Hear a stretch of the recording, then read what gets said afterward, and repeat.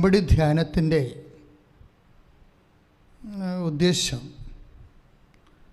ഉടമ്പടി എടുക്കാനിരിക്കുന്നവരും ഉടമ്പടി എടുത്തവരും അവർക്ക് ആ ഉടമ്പടി എടുത്ത പ്രകാരമുള്ള വിഷയങ്ങൾ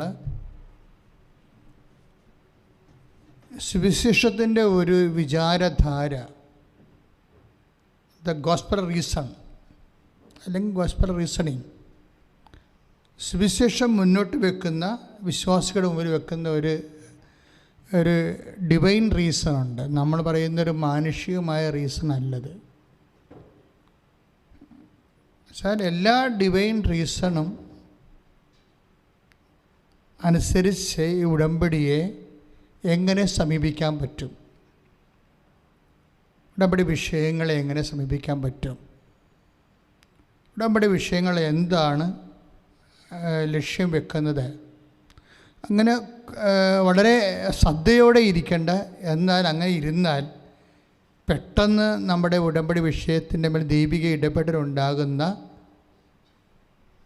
സുവിശേഷ മാർഗങ്ങളാണ് പലപ്പോഴും നമ്മൾ ഉടമ്പടിയിൽ ധ്യാനിക്കുന്നത്. പ്രാർത്ഥിക്കുക. കർത്താവായ ദൈവമേ, ഞങ്ങളിപ്പോൾ കൂടിക്കൊണ്ടിരിക്കുന്ന ഉടമ്പടി ധ്യാനത്തിലൂടെ വെളിവാകുന്ന സുവിശേഷ വഴികൾ കണ്ടെത്തുവാൻ അതിന് അനുപേക്ഷണീയമായ ദൈവവചനങ്ങൾക്ക് ഗ്രഹിക്കാൻ പ്രത്യേക അഭിഷേകം ലഭിക്കാൻ ഞങ്ങളുടെ ഹൃദയത്തെയും അതിരത്തെയും ചിന്തകളെയും വിചാരധാരകളെയും അങ്ങ് പൂർണ്ണമായി ഈ ആരാധനാ നിമിഷം ഏറ്റെടുക്കണമേ എന്ന് പ്രാർത്ഥിക്കുന്നു. പ്രിയമുള്ളവരെ, നമ്മൾ ഉടമ്പടിയിൽ എന്താണ് നമ്മൾ ലക്ഷ്യം വെക്കുന്നത്? അഥവാ ഉടമ്പടി നമ്മൾക്ക് എന്ത് നേടിത്തരുന്ന പ്രാർത്ഥനയാണ്?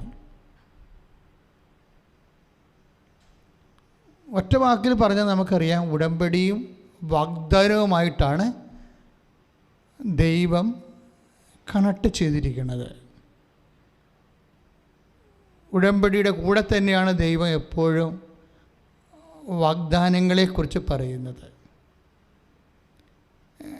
ദൈവികമായ എല്ലാ അനുഗ്രഹങ്ങളും, ജോലി, വീട്, വിവാഹം തൊട്ട് നിത്യത വരെ എല്ലാം ദൈവം, അങ്ങനെയുള്ള എല്ലാ അനുഗ്രഹങ്ങളെയും ദൈവം അത് നേടുന്നതിന് നമ്മളെ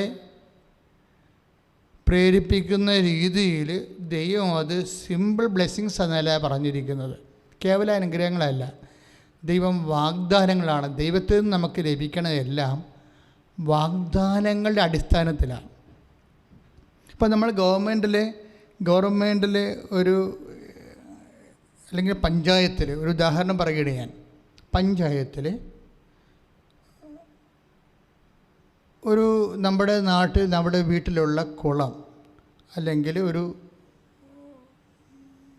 ജലസംഭരണി, കണ്ടം എന്നൊക്കെ പറയും ആലപ്പുഴ പ്രദേശത്ത്, അത് ഒന്ന് ആഴപ്പെടുത്തി ഭംഗിയാക്കി അതിൽ മെയിൻ വളർത്തണമെന്ന് വിചാരിച്ചിട്ട് നമ്മൾ പഞ്ചായത്തിൽ കൊണ്ടുപോയി ഒരു ആപ്ലിക്കേഷൻ വെക്കുന്നു, അല്ലെങ്കിൽ ഗവൺമെൻറ് വെക്കുന്നു. പക്ഷേ ഗവൺമെൻറ് എന്താണ് ചെയ്യണത്? ഉടനെ അതിന് സ്കീമുണ്ടോ എന്ന് നോക്കും. അതൊക്കെ മുമ്പ് തന്നെ ഗവൺമെൻറ്റിന് ആ വിഷയത്തിൽ പദ്ധതി ഉണ്ടോ എന്ന് നോക്കും. പദ്ധതിയാണ് ആദ്യം നോക്കുന്നത്. പദ്ധതി ഇല്ലെങ്കിൽ അപ്പം തന്നെ അപേക്ഷ തള്ളിപ്പോകും. പദ്ധതി ഉണ്ടെങ്കിൽ അതൊരു സ്കീം ഉൾപ്പെടുത്തിയായിരിക്കും ഗവൺമെൻറ് അത് ജനങ്ങളിലേക്ക് കൊടുക്കുന്നത്. അതിൻ്റെ സ്കീം ഇപ്പോഴുണ്ടോ എന്ന് നോക്കും. പദ്ധതി ഉണ്ടായിട്ട് കാര്യമില്ല, സ്കീം ഇപ്പോഴും ഉണ്ടാകണം. അപ്പോൾ ഇതുപോലെ തന്നെയുള്ള വിഷയമാണ് ബൈബിളിലുള്ളത്. പക്ഷേ ബൈബിളിലുള്ള ഒരു വിഷയം എന്ന് വെച്ച് കഴിഞ്ഞാൽ എല്ലാത്തിനും വേണ്ടി പദ്ധതി ഉണ്ടെന്നുള്ളതാണ്. എല്ലാത്തിനും വേണ്ടി സ്കീമുണ്ട്. അതാണ് ഈ ലോകത്തിൻ്റെ രാജ്യവും ദൈവരാജ്യവും തമ്മിലുള്ള വ്യത്യാസം. ഇപ്പോൾ ലോകരാജ്യത്തിൽ ഇന്ന ചില കാര്യങ്ങൾക്ക് ചില കാലങ്ങളിലായിരിക്കും പദ്ധതി ഉണ്ടാകണത്, സ്കീം ഉണ്ടാകണത്.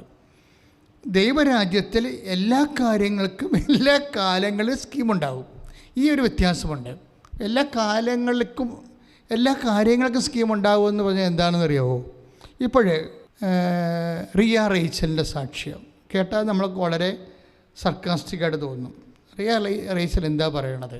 ആ സാക്ഷ്യം നല്ല റീച്ചിങ്ങുള്ള സാക്ഷ്യമാണ്. അവരുടെ വിഷയം, അവരുടെ ഒരു 12 വയസ്സിൽ വെച്ച് അവരുടെ മുടി മൊത്തം പോകും, തലമുടി മൊത്തം നഷ്ടപ്പെടും. അപ്പോൾ നമുക്കറിയാമല്ലോ. എന്നിട്ട് ഇതിന് വേണ്ടി ഇവർ 8 കൊല്ലത്തോളം ചികിത്സ നടത്തും. കാര്യം പെൺകുട്ടിയാകുമ്പോൾ, വളർന്നു വരുന്ന പെൺകുട്ടിയാകുമ്പോൾ അവരത് പറയുന്നുണ്ട്. വളർന്നു വരുന്ന ഒരു പെൺകുട്ടിക്ക് തലമുടി നഷ്ടപ്പെട്ടാൽ ഉണ്ടാകുന്ന വിഷമങ്ങളെക്കുറിച്ച് ചിന്തിക്കാൻ പറ്റാത്ത മാനസിക പീഡ അവർ അനുഭവിക്കുകയാണ്. എല്ലാ മേഖലകളിലും അത് പ്രശ്നമാകും. അവരുടെ പ്രൊഫഷനെ ബാധിക്കും, വിവാഹത്തെ ബാധിക്കും, കുറേ പ്രശ്നങ്ങളാണ്. അല്ലാതെ നമ്മളൊരു തലമുടി കൊഴിഞ്ഞു പോകുന്ന പ്രശ്നം അല്ലത്. അത് മുന്നോട്ട് ചെല്ലും തോറും ഉത്കണ്ഠകളുടെ പെരുക്കമാണ് വരണത്. എന്താ വരണത്? അത് അവരുടെ പ്രൊഫഷനെ ബാധിക്കും തീർച്ചയായിട്ടും. പിന്നീട് അവരുടെ വിവാഹത്തെ ബാധിക്കും. ഇങ്ങനെ കുറേ വിഷയങ്ങളാണ് അവർ അഭിമുഖീകരിക്കുന്നത്. അതുകൊണ്ട് അവർ 8 കൊല്ലമാണ് ഈ റിയ റേച്ചൽ ചികിത്സ നടത്തുന്നത്. അപ്പോൾ ദാറ്റ് മീൻസ് 8 കൊല്ലം എന്ന് പറയുമ്പോൾ ഒരുമാതിരിപ്പെട്ട ലഭ്യമായിട്ടുള്ള എല്ലാവിധ ചികിത്സകളും അവരത് നടത്തുകയാണ്. പക്ഷെ അതിന് വലിയ ഫലമില്ലെന്ന് പറഞ്ഞത് നമ്മളുടെ ഒരു പാർശ്വമായിട്ട് കഷണ്ടിയായി പോകുന്ന അവസ്ഥയല്ല. ഇവർ ഫുൾ ബ്ലാഡഡാണ്. അതായത് മുഴുവൻ കഷണ്ടിയായി പോവുകയാണ്. മുഴുവൻ കഷണ്ടിയായി പോകുമ്പോൾ ഇപ്പോൾ ക്യാൻസർ രോഗികളൊക്കെ ആണെങ്കിൽ അവർ കഷണ്ടിയായി കീമോ ഒക്കെ എടുക്കുമ്പോൾ കഷണ്ടിയായി പോയാലും ഒരു ടൈം കഴിയുമ്പോൾ അത് തിരിച്ചു വരും, ആ മുടികൾ തിരിച്ചു വരും. അങ്ങനെ ബാൾഡായി പോണതല്ല. ഇത് ഒരു ഡിസീസാണ്. ആ ഡിസീസിൻ്റെ പേര് സാക്ഷ്യത്തിൽ പറയുന്നുണ്ട്. അലോപേഷ്യ ഓട്ടോ ഇമ്മ്യൂൺ ഡിസീസ് എന്നാണ്. അതെന്ന് വെച്ച് കഴിഞ്ഞാൽ അലോപേഷ്യ ഏരിയേറ്റ ഓട്ടോ ഇമ്മ്യൂണിയൻ ഡിസീസ് എന്നാണ് അവർ പറയണത്. എന്ന് വെച്ചാൽ അതിൻ്റെ വിഷയം ഇത്രയേ ഉള്ളൂ. കോശങ്ങളെ കൺസ്യൂം ചെയ്യും. അതാണല്ല ഓട്ടോ ഇമ്മ്യൂണിയൻ എന്ന് പറയണത്. അതായത് കോശങ്ങളെ കൺസ്യൂം ചെയ്യും, തിന്നുകളയും. പിന്നെ ഒരിക്കലും രക്ഷപ്പെടത്തില്ല. ഇതിന് മരുന്നുമില്ല. ഈ ഒരു സ്ഥാനം അങ്ങനെ 8 കൊല്ലം മരുന്ന് കഴിച്ചു കഴിഞ്ഞിട്ട് ഇവർക്ക് കാര്യങ്ങൾ മനസ്സിലായി. എവിടെ ചെന്നാലും വൈദ്യശാസ്ത്രത്തിൻ്റെ ഒരു നിസ്സഹായ അവസ്ഥ ഉണ്ട് ഇവിടെ. കാര്യം ഇത് കോശങ്ങളെ കഴിക്കുന്ന അലോപേഷ്യ ഏരിയറ്റ രോഗമാണ്, ഓട്ടോ ഇമ്മ്യൂണിയനാണ്. കോശങ്ങൾ കഴിക്കുന്നതാണ്. നമുക്ക് നിലവിൽ അതിന് മരുന്നില്ല എന്ന് പറയും. അപ്പോഴെന്ത് ചെയ്യും ഇവർ? ഇത്രയും നാൾ കാശ് കുറേ മുടക്കി കാണുമല്ല, ഒരു പക്ഷേ ആയിരക്കണക്കിന് രൂപ മുടക്കി കാണും. 8 ലക്ഷം 8 വർഷം എടുത്തില്ലേ? അപ്പോൾ ഈ കേസ് ഹിസ്റ്ററി നിങ്ങൾ ശ്രദ്ധിക്കണം. ഈശോയുടെ അമ്മയുടെ നടക്കുന്നതുകൊണ്ടാണ് ഞാൻ ഈശോയുടെ അമ്മയുടെ മധ്യസ്ഥ ഈശോ ചെയ്ത കാര്യങ്ങളെക്കുറിച്ചാണ് നമ്മൾ ഡിസ്കസ് ചെയ്യണത്. അല്ല ഒരു കഥ കേൾക്കുകയല്ല. ഈ അൾത്താറയെ വെച്ച് എന്താണ് അമ്മ ജീവനോടെ പ്രത്യക്ഷപ്പെട്ട അൾത്താറയിൽ വെച്ച് അമ്മയുടെ മധ്യസ്ഥത്തിൽ പണ്ട് കാനായിൽ വെള്ളം വീഞ്ഞാക്കിയ വിഷയം പറയുകയല്ല.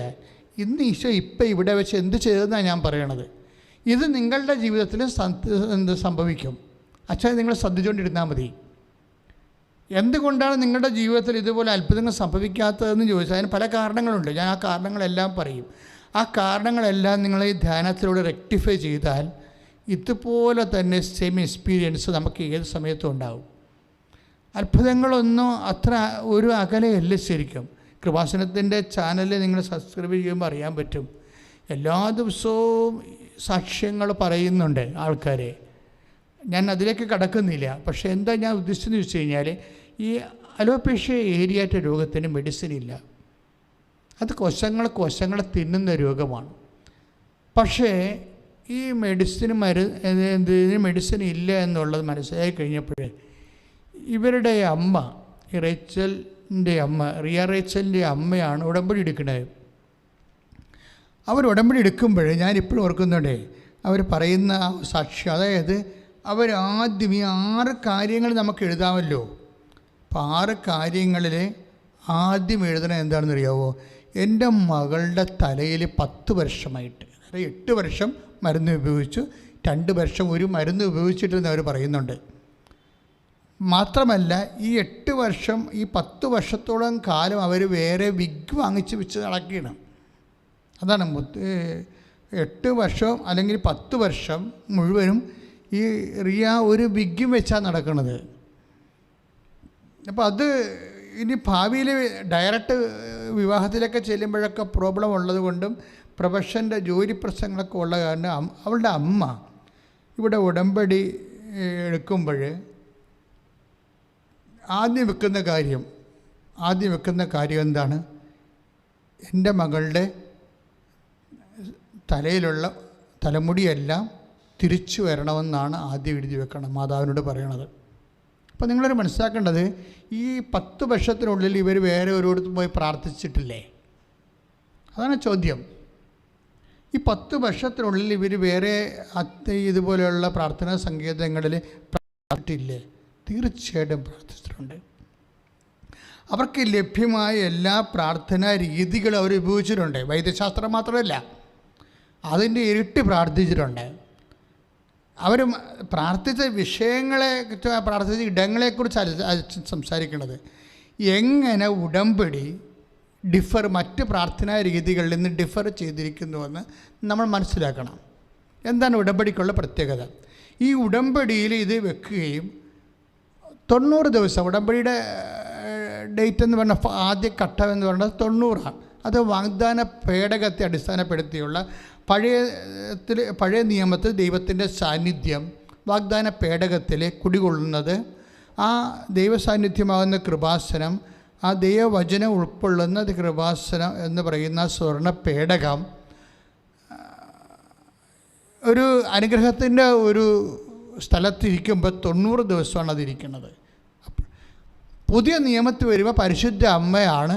പഴയ നിയമത്തിൻ്റെ കൃപാസനത്തിൻ്റെ ഉള്ളിൽ സ്വർണ്ണപേടകത്തിൽ കർത്താവിൻ്റെ വചനമാണ് ദൈവസാന്നിധ്യമായിട്ടിരുന്നെങ്കിൽ, പുതിയ നിയമത്തിൽ പരിശുദ്ധ അമ്മയുടെ ഉദരത്തിൽ ജീവിക്കുന്നവനായ ദൈവം തമ്പുരാൻ, പുത്രൻ തമ്പുരാനാണ് വചനം മാംസമായി അമ്മയുടെ ഉദരത്തിൽ ഇരിക്കുമ്പോഴാണ് അമ്മ കൃപാസനമായി മാറണത്. അമ്മ ഈ കൃപാസനമെന്ന ഈ സ്ഥാപനത്തിൻ്റെ പേര് 89 അമ്മയോട് പറയണത്. അതായത് ഞാനൊരു മരിയൻ ഇയർ അന്നുണ്ടായിരുന്ന കാലത്ത് അമ്മയെ ഞാൻ 7000 കുടുംബങ്ങൾ, അല്ല 1500 കുടുംബങ്ങൾ ഞാൻ കയറി ഇറങ്ങി അവർക്കൊണ്ട് ജപമാല ചെല്ലിച്ച് അമ്മയുടെ തിരുസ്വരൂപത്തെ സ്വീകരിച്ച ഒരു ആഗസ്റ്റ് 11 1987. അതിനുശേഷമാണ് എൻ്റെ ജീവിതത്തിലേക്ക് അമ്മ വളരെ ശ്രദ്ധയോടുകൂടി ഇടപെടാൻ തുടങ്ങിയത്. അല്ല, ഇത് ഓൾ ഓൺ എ സഡൻ 2004 സംഭവിക്കണ വിഷയമല്ല. 87, അതായത് ഞാനിത് പറയണമെങ്കിൽ, അതായത് നിങ്ങളും ഇതുപോലെ ഈ വിഷയങ്ങൾക്ക്, ദൈവികമായ കാര്യങ്ങൾക്ക് സീരിയസ്നെസ് കൊടുക്കാത്തത് കൊണ്ടാണ് ദൈവാനുഭവം ഉണ്ടാകാത്തത്. വേറെ ഒരു കാര്യമില്ല. ഞാൻ ഇന്ന് ഓർക്കുകൊണ്ട് മാതാവിൻ്റെ രൂപം കൊച്ചിയിൽ നിന്ന് ആലപ്പുഴയിൽ കൊണ്ടുവരുന്നതാണ് വിഷയം. അതിൽ ഇതുപോലെ എല്ലാ ഇടവക അംഗങ്ങളെയും മെഴുകുതിരിയും കത്തിച്ച് പുറത്തിറക്കി ആയിരങ്ങളെ കൊണ്ട് ജപമാല ചെല്ലിച്ച് അമ്മയെ സ്വീകരിക്കുമ്പോൾ, രാത്രി മുഴുവൻ പള്ളിയിൽ സ്വീകരിച്ചിട്ട് അവിടെ ഉണർന്നിരുന്ന് പ്രാർത്ഥിക്കുമ്പോൾ ആ പല ഇടവകകളിലൂടെയാണ് അമ്മ കടന്നു പോകുന്നത്. അപ്പം അമ്മയ്ക്കറിയാം ഏതെല്ലാം ഇടവകയിലൂടെ കടന്നു പോകുന്നുണ്ട്, എന്തൊക്കെയാണ് അവിടെയൊക്കെ സംഭവിച്ചതെന്ന്. ചില ആൾക്കാർ അട്ടിപ്പാർട്ടിക്കാർക്ക് പതാകയ്ക്ക് സ്വീകരണം കൊടുക്കണം, ഒരു മാലയെ വിട്ട്, ഒരു കൈക്കാരന് ഒരു അച്ഛനൊക്കെ ഇട്ട് ഒരു മാലയൊക്കെ ഇട്ട് അമ്മയെ പറഞ്ഞു വിടും. ഇത് എന്താ സംഭവം എന്ന് വെച്ച് കഴിഞ്ഞാൽ, നമ്മൾ ദൈവത്തിന് എന്ത് പ്രാധാന്യം കൊടുക്കുന്നു, അതാണ് വിഷയം. അല്ല, ഇതൊക്കെ ഒരു ആചാര അനുഷ്ഠാന വട്ടമായിട്ട് നമ്മൾ ചെയ്തു പോയാൽ അങ്ങനെ ചെയ്ത് നമ്മൾ മരിച്ചു പോകും. പക്ഷെ ഓരോ വിഷയവും എൻ്റെ ദൈവത്തെ മഹത്വപ്പെടുത്താൻ വേണ്ടി പരിശുദ്ധാത്മാവ് നമുക്കൊരു ഒരു ഇൻറ്റ്യൂഷൻ തരണം. അതായത് പ്രെയർ സീരിയസ് ആയിട്ട് എടുക്കുന്ന ആൾക്കാർക്ക് ഇൻറ്റ്യൂഷൻ കിട്ടും. പ്രെയർ സീരിയസ് ആയിട്ട് എടുക്കും. ചില ആൾക്കാർക്ക് വളരെ വൈകാരികമായിട്ട് എടുക്കാം. ഈ ദിവസങ്ങളിൽ തന്നെ ഈ റിയ റൈച്ചൻ്റെ സാക്ഷ്യത്തിൻ്റെ കൂടെ ഉള്ളൊരു സാക്ഷ്യം, അതുപോലെ രസകരമായൊരു സാക്ഷ്യമുള്ളത് ഷേർലി വട്ടിയൂർക്കാവാണ്, ട്രിവാൻഡ്രത്തെ ഷേർലിയുടെ സാക്ഷ്യം. ഷേർലിയുടെ സാക്ഷ്യം എന്ന് വെച്ചാൽ ഒരു മകന് ഇൻ്റർവ്യൂവിന് പരാജയപ്പെട്ട് കഴിഞ്ഞപ്പോൾ എന്താ ചെയ്തത്? എൻ്റെ ഫോറിൻ യൂണിവേഴ്സിറ്റിയുമായിട്ടുള്ള ഇൻ്റർവ്യൂ ആണ്, UK ഇൻ്റർവ്യൂ ആണ്. അവൻ +2 ആണ്. പക്ഷേ ആ ഫോൺ ഇൻ്റർവ്യൂവിൽ അവൻ പരാജയപ്പെട്ടപ്പോൾ അവൻ പറഞ്ഞ് അവന് ടെൻഷനായി, പെട്ടെന്ന് ടെൻഷൻ കയറുന്ന ആളാണ്. അപ്പോൾ ഇങ്ങനെ പരാജയപ്പെട്ട പിന്നെ അവനെ തിരിഞ്ഞു നോക്കത്തില്ല. അപ്പോഴെന്താ അവർ ചെയ്യണത്? അവരെന്താ ചെയ്തതെന്ന് വെച്ച് കഴിഞ്ഞാൽ അവനോട് പറഞ്ഞ, മകനെ നീ അടുത്ത ഇൻ്റർവ്യൂവിന് പങ്കെടുക്കും, നിനക്ക് അമ്മ അത് തരും. ഈ ചില അമ്മമാർക്കുണ്ടാകുന്ന ഒരു വിശ്വാസമുണ്ട്, അതായത് ഇവൻ തകർന്നു പോയി, ഇവൻ്റെ ആ ടൈപ്പ് അങ്ങനെയാണ്. പക്ഷേ ഷേർലി പറയും, അടുത്ത ഇൻ്റർവ്യൂവിന് നീ പങ്കെടുക്കും, അമ്മ നിനക്കത് തരും. എന്നിട്ട് ഇവർ പറയുന്ന ഒരു സാക്ഷ്യമുണ്ട്. ഞാനൊരു കാശുരൂപം കൃപാസനത്തിൽ വന്ന് അച്ഛനോട് വെഞ്ചരിച്ചുകൊണ്ട് പോയിട്ട് ഞാൻ ഇൻ്റർവ്യൂവിന് പോകുന്ന സമയത്ത് അവൻ്റെ കാശുരൂപം അവൻ്റെ പോക്കലിട്ട് കൊടുത്തത്. പോക്കറ്റിലിട്ടല്ല പ്രശ്നം, പോക്കറ്റിലിട്ടിട്ട് ആ കാശുരൂപത്തിലെ അമ്മയുടെ മുഖം അവൻ്റെ ഹൃദയത്തിലേക്ക് തിരിച്ചാണ് ഞാൻ ഇട്ടിരിക്കുന്നത്. ഒരാൾ ഒരു വിഷയം ചെയ്യേണ്ട രീതി കണ്ടില്ലേ? ഒരു കാശുരൂപമുണ്ട്, നീ ഇതുകൊണ്ട് പ്രാർത്ഥിക്കുക, അങ്ങനെയല്ല പറയണത്. അവർ പറയണത് ആ കാശുരൂപം കൊണ്ടുപോയിട്ട് അവൻ്റെ പോക്കറ്റ് ഇട്ടിട്ട് അത് മാതാവിൻ്റെ മുഖം അവൻ്റെ ഹൃദയത്തിലേക്ക് തിരിച്ചാണ് ഇരിക്കണമെന്ന് നോക്കിയിട്ട് അങ്ങനെ ഒരു പ്ലേസ് ചെയ്യുന്നതാണ് പറയണത്. ഇതെന്ന് പറയണത് ഒരാളിന് ദൈവവുമായിട്ടുണ്ടാകുന്ന വൈകാരികമായൊരു ബന്ധമാണ്.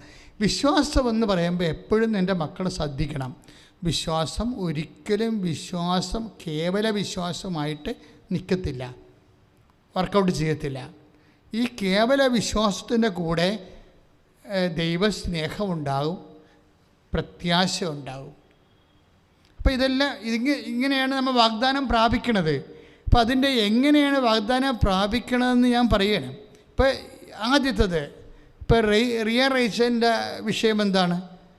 അവർ 90 ദിവസമായപ്പോൾ 10 വർഷത്തിന് ശേഷം ലോകത്തിലുള്ള മുഴുവൻ മരുന്നും എല്ലായിടങ്ങളിലും പ്രാർത്ഥനയ്ക്ക് ശേഷം ഉടമ്പടിയിൽ, അമ്മേ എൻ്റെ മകൾക്ക് തലമുടിയില്ല, അമ്മ തിരിച്ച് തലമുടി വെച്ച് കൊടുക്കണം, അതാണ് എൻ്റെ ആദ്യ ഉടമ്പടി എന്ന് പറയുമ്പോൾ 90 ദിവസമാണ് ഉടമ്പടിയുടെ ദിവസം. ആ 90-ാം പക്വമാകുമ്പോൾ മുട്ടി വളർന്ന് അങ്ങോട്ട് കയറും. നിങ്ങളാ സാക്ഷ്യം കേൾക്കണം. സാക്ഷ്യം ഇട്ട് കൊണ്ട് കിടപ്പുണ്ട്. എന്താ വിഷയം എന്ന് വെച്ച് കഴിഞ്ഞാൽ ഈ ഓട്ടോ ഇമ്മ്യൂണി ഡിസീസ് വെച്ചാൽ കോശങ്ങൾ കഴിക്കുന്ന കാരണം ഒരു കാലത്തും മുടി വരത്തില്ല. അപ്പോൾ ആ വിഷയത്തിൽ എത്ര പെട്ടെന്നാണ് ഉടമ്പടിയിൽ അതിനൊരു തീരുമാനം ഉണ്ടാകണത്. അപ്പോൾ അസാധ്യമെന്ന് തോന്നണ ആ വിഷയത്തിന് ഉടമ്പടി തീരുമാനം ഉണ്ടായെന്നല്ല അച്ഛൻ്റെ പ്രശ്നം. ഉടമ്പടി തീരുമാനം ഉണ്ടായ സാക്ഷ്യത്തിലുണ്ടല്ലോ. എൻ്റെ വിഷയം ഉടമ്പടിയിൽ അതെങ്ങനെയാണ് ദൈവത്തിൻ്റെ ഇടപെടൽ ഉണ്ടായത്. ദൈവത്തിൻ്റെ ഇടപെടൽ എങ്ങനെയാണ് ഉടമ്പടിയിൽ ഉണ്ടായത്, പെട്ടെന്നുണ്ടായത്. അതെന്ന് വെച്ച് കഴിഞ്ഞാൽ അതിൻ്റെ കാരണം ഇവരുടെ വിശ്വാസമാണ്. ഒന്ന് വെച്ചാൽ റിയ റൈച്ചൻ്റെ അമ്മ മാതാവിൻ്റെ മധ്യസ്ഥത്തിൽ കലർപ്പില്ലാതെ വിശ്വസിക്കുന്നു. എന്ന് വെച്ച് കഴിഞ്ഞാൽ ചില ആൾക്കാരെന്ന് വെച്ച് കഴിഞ്ഞാൽ മകൻ്റെ ജോലി, വീട് വെക്കണം, ലോൺ കിട്ടണം, മൂത്ത മകൾക്ക് പ്രൊമോഷൻ വേണം എന്നൊക്കെ പറഞ്ഞ് 5 എണ്ണം എഴുതിയതിന് ശേഷം 6ാമത്തത് ഒക്കട്ടെ കിട്ടിയ ഊട്ടിയെന്നും പറഞ്ഞുകൊണ്ട് വേണേൽ എഴുതും, എൻ്റെ മകളുടെ തലയിൽ മുടിയില്ല, അത് നടക്കാത്ത കാര്യമാണ്, അത് ദൈവത്തിനും നടക്കത്തില്ലെന്ന് എനിക്കറിയാം എന്നൊക്കെ പറഞ്ഞുകൊണ്ടാണ് മനസ്സിലാണ് ഈ 6ാമത്തെ കാര്യമായിട്ട് എഴുതണത്. പലപ്പോഴും നമ്മൾ ശ്രദ്ധിച്ചാൽ മനസ്സിലാവും, ഉടമ്പടിയിൽ 6ാമത്തെ കാര്യം എഴുതുന്നത് നിങ്ങളുടെ വിശ്വാസം ഏത് ലെവലിലുള്ളതാണെന്ന് നമുക്കറിയാൻ പറ്റും. നമുക്കറിയാൻ പറ്റത്തില്ലെങ്കിലും മാതാവിനതറിയാൻ പറ്റും. എന്ന് വെച്ചാൽ അവസാനം 6ാമത്തായിട്ട് നീ എഴുതിയ എന്താണ്? 25 വർഷമായി എൻ്റെ ഭർത്താവിൻ്റെ കള്ളുകുടി മാറണേ. അതെന്താ 6ാമത്തായിട്ട് എഴുതിയത്? അതാണല്ല നീ ഇത്രയും നാൾ വിഷമിച്ച് ഭാരപ്പെട്ടിരിക്കണത്. ഇതെങ്ങനെയാണ് 6ാമത്തായിട്ട് വന്നത്? ഇപ്പം നിൻ്റെ മനസ്സ് തന്നെ പറയുന്നുണ്ട്, ഇത് ഞാൻ ചത്ത് മാത്രമേ ഇത് തീരത്തുള്ളൂ, ദൈവത്തിന് പോലും ഈ കുടി മാറ്റാൻ പറ്റത്തില്ല. അതാണ് ഈ 6ാമൻ്റെ പ്രശ്നം. അതായത് ഈ ഒരു ഒറ്റ ഈ ആറാമത് ഈ സാധനം വെച്ചിരിക്കണ കാരണം തന്നെ നിൻ്റെ മുഴുവൻ ഉടമ്പടി തള്ളിപ്പോകാൻ സാധ്യതയുണ്ട്. വളരെ ശ്രദ്ധിക്കേണ്ട കാര്യമാണ്. എന്താ വെച്ചാൽ നീ എന്താണ് ഈ ആറാമത് വെച്ചിരിക്കുന്നത്? ആറാമത്തെ വെച്ചിരിക്കാൻ കാരണം വെച്ച് കഴിഞ്ഞാൽ ആറാമത്തെ കാര്യം ചിലപ്പോൾ ഒത്ത കൊള്ളാം എന്നൊക്കെ പറഞ്ഞുകൊണ്ട് നടക്കത്തൊന്നുമില്ല. ദൈവത്തിന് പോലും ചെയ്യാൻ പറ്റത്തില്ല. ആ മനുഷ്യനിപ്പം 30 കൊല്ലമായി വെള്ളം അടിക്കണത്. കല്യാണ ദിവസം വരെ വെള്ളം അടിച്ചതാണ് ആ മനുഷ്യൻ. അപ്പോൾ അതെങ്ങനെ മാറാനാണ്?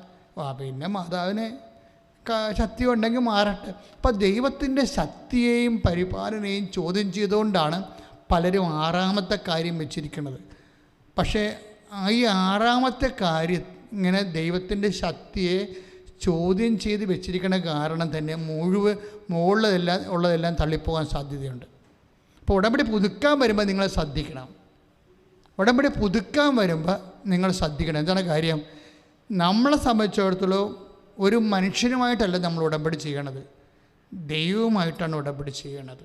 ഇപ്പോൾ റേച്ചലിൻ്റെ അമ്മയ്ക്ക് റേച്ചലിൻ്റെ അമ്മയ്ക്ക് മനസ്സിലായി, പരിശുദ്ധ അമ്മയ്ക്ക് എൻ്റെ മകൾക്ക് എന്ത് ഓട്ടോ ഇമ്മ്യൂണി ഡിസാണെന്ന് പറഞ്ഞാലും ശരി, പരിശുദ്ധ അമ്മ വിചാരിച്ചാൽ എൻ്റെ മകൾക്ക് മുടി തിരിച്ചു വരുമെന്ന്. അത് ആറാമത്തെ കാര്യമല്ല, ഒന്നാമത്തെ കാര്യമായിട്ടാണ് എഴുതിയിരിക്കുന്നത്. അതാണ് അവിടെ വിജയിക്കാൻ കാരണം. ഏറ്റവും അസാധ്യമായ കാര്യം ഒന്നാമത്തെ കാര്യമായിട്ട് എഴുതിയിരിക്കണം. അപ്പോഴെന്ന് വെച്ചാൽ അത്രയും ദൈവത്തിൽ ആ വ്യക്തി വിശ്വസിക്കുന്നു. അതുകൊണ്ടാണ് ബാക്കിയെല്ലാം രക്ഷപ്പെട്ടത്. ബാക്കി എല്ലാ വിഷയങ്ങളും രക്ഷപ്പെടുന്ന കാര്യം ആദ്യത്തെ വിഷയത്തിൽ തന്നെ അവർ കവർ ചെയ്ത്, ഉടമ്പടി ഡിമാൻഡ്സ് കവർ ചെയ്തു. കാര്യം ഒരു വാഗ്ദാനം എങ്ങനെയാണ് പ്രാപിക്കണത്? ദൈവം എന്തെല്ലാം കാര്യങ്ങൾക്ക് വേണ്ടി വാഗ്ദാനം തന്നിട്ടുണ്ട്. ഓൾമോസ്റ്റ് എവരിത്തിങ്ങിന് വാഗ്ദാനമുണ്ട്. ഇപ്പോൾ റേച്ചലിന് മുടി തിരിച്ചു വരാൻ കാര്യം എന്താണ്? മുടി അവൾക്ക് ആവശ്യമാണെന്ന് കർത്താവിനറിയാം. അവളുടെ പ്രൊഫഷൻ നോക്കുമ്പോൾ മുടി അവൾക്ക് ആവശ്യമാണെന്ന് കർത്താവിനറിയാം. അതിന് വേറെ ഒന്നും അറിയേണ്ട കാര്യമില്ല. മുടി അതാണ് ഈശോ പറയണത്. മത്തായി ശ്ലീഹയുടെ സുവിശേഷം 6:32 എഴുതിയിരിക്കണില്ലേ? മത്തായി ശ്ലീഹ 6:32 എന്താ പറയണത്? ഇതൊക്കെ നിങ്ങൾക്ക് ആവശ്യമാണെന്ന് എൻ്റെ സ്വർഗസ്ഥനായ പിതാവ് അറിയുന്നു. Price the Lord. അതാണ് സംഭവം. അപ്പോൾ അതൊന്ന് വായിച്ചോളൂ. അതിനാൽ എന്തു ഭക്ഷിക്കും, എന്ത് പാനം ചെയ്യും, എന്ത് ധരിക്കും എന്ന് വിചാരിച്ച് നിങ്ങൾ ആകുലരാകേണ്ട. വിജാതീയരാണ് ഇവയെല്ലാം അന്വേഷിക്കുന്നത്. നിങ്ങൾക്കിവയെല്ലാം ആവശ്യമാണെന്ന് നിങ്ങളുടെ സ്വർഗീയ പിതാവ് അറിയുന്നു. അതാണ് ഇത് അപ്പം നിങ്ങൾ ഓർക്കും, ഇപ്പോൾ 6:31 എഴുതിയിരിക്കുന്നത് എന്ത് ഭക്ഷിക്കും, എന്ത് കുടിക്കും, എന്ത് ധരിക്കും എന്നുള്ള അടിസ്ഥാന ആവശ്യങ്ങൾ മാത്രമേ ഉള്ളൂ. അങ്ങനെയല്ല ഈശോ പറഞ്ഞിരിക്കുന്നത്. ഈശോ പറഞ്ഞിരിക്കുന്നത് അതെല്ലാം അടിസ്ഥാന ആവശ്യങ്ങളുടെ കൂടെ ബാക്കി വരുന്ന കുറേ ആവശ്യങ്ങളുണ്ട്. അതുകൊണ്ടാണ് ഈശോ 6:33 അത് കറക്റ്റ് ചെയ്ത് പറയുന്നുണ്ട്. മത്തായി ശ്ലീഹ 6:33 എന്താ എഴുതിയിരിക്കുന്നത്? നിങ്ങൾ ആദ്യം അവിടുത്തെ രാജ്യവും അവിടുത്തെ നീതിയും അന്വേഷിക്കുക. പറഞ്ഞ നിങ്ങൾ ആദ്യം അവിടുത്തെ രാജ്യവും അവിടുത്തെ നീതിയും അന്വേഷിക്കുക. അതോടൊപ്പം മറ്റുള്ളവയെല്ലാം നിങ്ങൾക്ക് ലഭിക്കും. മറ്റുള്ളവയെല്ലാം അവിടെയാണ് വിഷയം വേണ്ടത്. അവിടെ എന്ത് ഭക്ഷിക്കും, എന്ത് പാനം ചെയ്യും, എന്ത് ധരിക്കുമെന്നല്ല, മറ്റുള്ളവയെല്ലാം എന്ന് വെച്ചാൽ ഒരു ജീവിതത്തിന് ആവശ്യമായതെല്ലാം അത് അവർക്ക് തലമുടിയാണ് ആവശ്യമെങ്കിൽ അതും. പിന്നെ എന്താണ്, നമ്മൾ നേരത്തെ കണ്ട ഷേർലിയില്ലേ, ഷേർലിയുടെ മകൻ്റെ എന്താ പ്രശ്നം? ഷേർലിയുടെ മകൻ്റെ വിഷയം എന്ന് പറയുന്നത് അവന് +2 ആണ്. പക്ഷെ അവന് യൂറോപ്പിൽ പഠിക്കണം. +2 ആണ്, അവൻ യൂറോപ്പിൽ പഠിക്കണം. അതിനേക്കാളൊക്കെ വലിയൊരു വിഷയമുണ്ട് അവന് ഈ ഓൺലൈൻ ക്ലാസ് ആയിരുന്നല്ലോ കഴിഞ്ഞ കൊല്ലമൊക്കെ നടന്നുകൊണ്ടിരുന്നത്. ഇപ്പോഴും ഓൺലൈൻ ക്ലാസ്സിലായി നമ്മൾ. അപ്പോൾ ഓൺലൈൻ ക്ലാസ് പിന്നെ അലർജിയാണ്. അവൻ്റെ പേര് അലൻരാജ് ദേവൻ്റെ പേര്. അലൻരാജിന് ഓൺലൈൻ ക്ലാസ് അലർജിയാണ്. അപ്പോൾ അവൻ്റെ അമ്മ ഇങ്ങനെ പറഞ്ഞ് തലയിലെ വെള്ളം പറ്റുകയാണ്, എടാ നീ ക്ലാസ് അറ്റൻഡ് ചെയ്യും. പക്ഷേ ഇവന് ഒരു ടൈം കഴിഞ്ഞാൽ ഇതിൻ്റെ അത് അറ്റൻഡ് ചെയ്യാൻ പറ്റത്തില്ല. അപ്പോൾ ഇതിനെങ്ങനെ മാർക്ക് കിട്ടണത്? മാർക്ക് കിട്ടത്തില്ല. അവൻ തോക്കും, ഉറപ്പായിട്ടും തോക്കും. തോക്കണ തന്നെയല്ല. ഇനിയിപ്പോൾ എങ്ങാനും അവൻ്റെ ഒരു കല്ലിപ്പറ കൊണ്ട് വലിഞ്ഞ് കയറിയാൽ പോലും ഉന്നതമായ വിദ്യാഭ്യാസ സ്ഥാപനങ്ങളിൽ അഡ്മിഷൻ കിട്ടാൻ പറ്റത്തില്ല. അപ്പോൾ ഇതാണ് അവരുടെ വിഷയം. അപ്പോൾ അതവരുടെ ഉടമ്പടി വിഷയമാണ്. അവിടെ ഉടമ്പടി വിഷയമാണ്. ഷേർലി ഉടമ്പടി ചെയ്യുമ്പോൾ ഷേർലി അതിൽ അത് വിഷയം എഴുതുന്നുണ്ട്. എന്താണ്? എൻ്റെ മകൻ്റെ അമ്മയുടെ തിരുസന്നിധി വന്ന് പ്രാർത്ഥിക്കുമ്പോൾ ഈ വിഷയം പറയുന്നുണ്ട്. എന്താണ്? അവൻ ഓൺലൈൻ ക്ലാസ് അറ്റൻഡ് ചെയ്തിട്ടില്ല. പക്ഷേ അമ്മ എന്ത് ചെയ്യാനാണ്? ഇതാണ് എൻ്റെ മകൻ്റെ അവസ്ഥ. ഞാനവനെ തല്ലാനോ കൊല്ലാനോ പറ്റുമോ? അമ്മയ്ക്ക് ചെയ്യാൻ പറ്റും. അവന് ഒരു ഉപരി വിദ്യാഭ്യാസത്തിന് വേണ്ടിയുള്ള മാർക്ക് കൊടുക്കണം. അപ്പോൾ അതെന്ത് സംഭവിച്ചു കഴിഞ്ഞാൽ അതിനിവർ ചെയ്യണ കാര്യത്തിൽ ഇവരോട് പറയും, നീ പരീക്ഷ എഴുത്, പറ്റണ പോലെ പഠിച്ച് പരീക്ഷ എഴുത്, ബാക്കിയുള്ളത് അമ്മയോട് പറഞ്ഞുകൊണ്ട് മധ്യസ്ഥം വഹിച്ച് നിനക്ക് മാർക്ക് വാങ്ങിച്ച് തരാമെന്നാണ് പറയണത്. ഒരു വിശ്വാസിയുടെ നിഷ്കളങ്കമായ ഒരു ശരണമാണ്. ബുദ്ധിജീവികളൊന്നും ഈ മേഖലയിൽ വാപൊളിച്ചിട്ട് കാര്യമില്ല. കാര്യം അവർക്ക് ബുദ്ധി മാത്രമല്ലേ ഉള്ളൂ. ബുദ്ധി മാത്രം കൊണ്ട് ഈ ലോകത്ത് ചില അസൈൻമെൻറ്റുകൾ കവർ ചെയ്യാൻ പാടായിരിക്കും. എന്താ കാര്യം വെച്ച് കഴിഞ്ഞാൽ വിശ്വാസത്തിന് നിലവാരം എന്ന് പറയണത് എന്താ? വിശ്വാസം എന്ന് പറയണത് സർവശക്തനായ ദൈവത്തിലാണ് വിശ്വസിക്കുന്നത്. നമ്മൾ വിശ്വാസ പ്രമാണം ചെല്ലുമ്പോൾ ആകാശത്തിൻ്റെയും ഭൂമിയുടെയും സൃഷ്ടാവും സർവശക്തനുമായ പിതാവിൽ വിശ്വസിക്കുകയാണ്. അപ്പം സൃഷ്ടാവിൽ മാത്രമല്ല നമ്മൾ വിശ്വസിക്കുന്നത്, പിന്നെ എന്താണ്? സർവശക്തനിലാണ് വിശ്വസിക്കുന്നത്. അപ്പോൾ നമ്മളെ സൃഷ്ടിച്ചപ്പോൾ ആ സൃഷ്ടികളിൽ എന്തെങ്കിലുമൊക്കെ പോരായ്മ ഉണ്ടെങ്കിൽ അത് പരിഹരിക്കാൻ ഉള്ള ഒരു ത്രെഡായിട്ടാണ് നമുക്ക് ഫെയ്ത്ത് തന്നിരിക്കുന്നത്. സൃഷ്ടികളിൽ അതാത് കാലങ്ങളിൽ ജീവിക്കുമ്പോൾ ഓരോ മനുഷ്യർ എല്ലാവരും ഒരേ നിലവാരമുള്ള ബുദ്ധിയുള്ളവരാകുമോ? ഒരിക്കലും ആകത്തില്ല. എല്ലാ മേഖലകളിലും എപ്പോഴും കഴിഞ്ഞ ദിവസങ്ങളിൽ ഒരു സിനിമാ നടൻ്റെ ഒരു ഇൻ്റർവ്യൂ ഉണ്ടായിരുന്നു. അയാൾ എന്തുകൊണ്ടാണ് ദൈവത്തിൽ വിശ്വസിക്കാത്തതെന്നാണ് അയാൾ തന്നെത്താൻ എക്സ്പ്ലെയിൻ ചെയ്യണത്. അത് അയാൾ ഒരു അവിശ്വാസിയാണെന്ന് നാട്ടുകാരെ ബോധിപ്പിക്കാൻ വേണ്ടി ഒരാളെ കെട്ടിയെടുത്ത് അയാളെ ഇൻ്റർവ്യൂ ചെയ്യിക്കുകയാണ്. അവരാരെ ഇൻ്റർവ്യൂ ചെയ്യാൻ വന്നതല്ല, ഇയാൾ ഉണ്ടാക്കിയ ഒരു ഇൻ്റർവ്യൂ ആണത്. അത് കേൾക്കും പറയാൻ പറ്റും. അയാൾ അതിനകത്ത് പറയുന്ന സാധനം, ദൈവം എന്തുകൊണ്ടാണ് ദൈവത്തിൽ ഞാൻ വിശ്വസിക്കാത്തത്? ഇവിടെ പാവപ്പെട്ടവരുള്ളത് കൊണ്ടാണ്. പണക്കാരും പാവപ്പെട്ടവരും രണ്ടും രണ്ടായിട്ടുള്ളത് കൊണ്ടാണ്.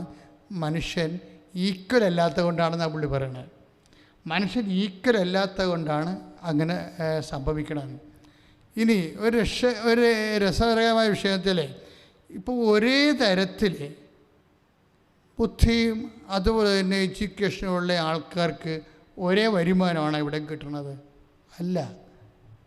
ഒരേ ബുദ്ധിയും ഒരേ ക്ലാസ്സും ഒരേ എഡ്യൂക്കേഷനും ഉള്ളവർക്ക് ഒരു വരുമാനമാണ് കിട്ടുന്നത്? അല്ല. എന്താ കാര്യം? അവർക്കില്ലേ ചിലർക്ക് കിട്ടുന്ന സാഹചര്യങ്ങളെ അവരതിൻ്റെ അകത്ത് വ്യക്തിപരമായ അവരുടെ അനുഭവജ്ഞാനവും കമ്മിറ്റ്മെൻറ്റിൻ്റെ വിഷയമുണ്ടല്ലോ. ഇപ്പം ഡെഡിക്കേഷൻ എന്നല്ലേ പറയണത്.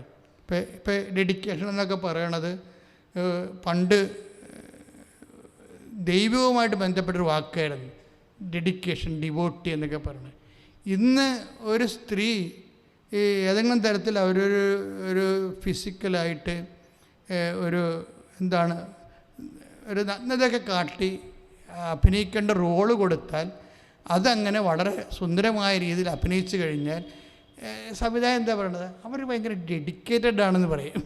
ഒരു അക്ഷരങ്ങൾ ഒരു വാക്കിന് സംഭവിക്കുന്ന വ്യത്യാസം കണ്ടില്ലേ?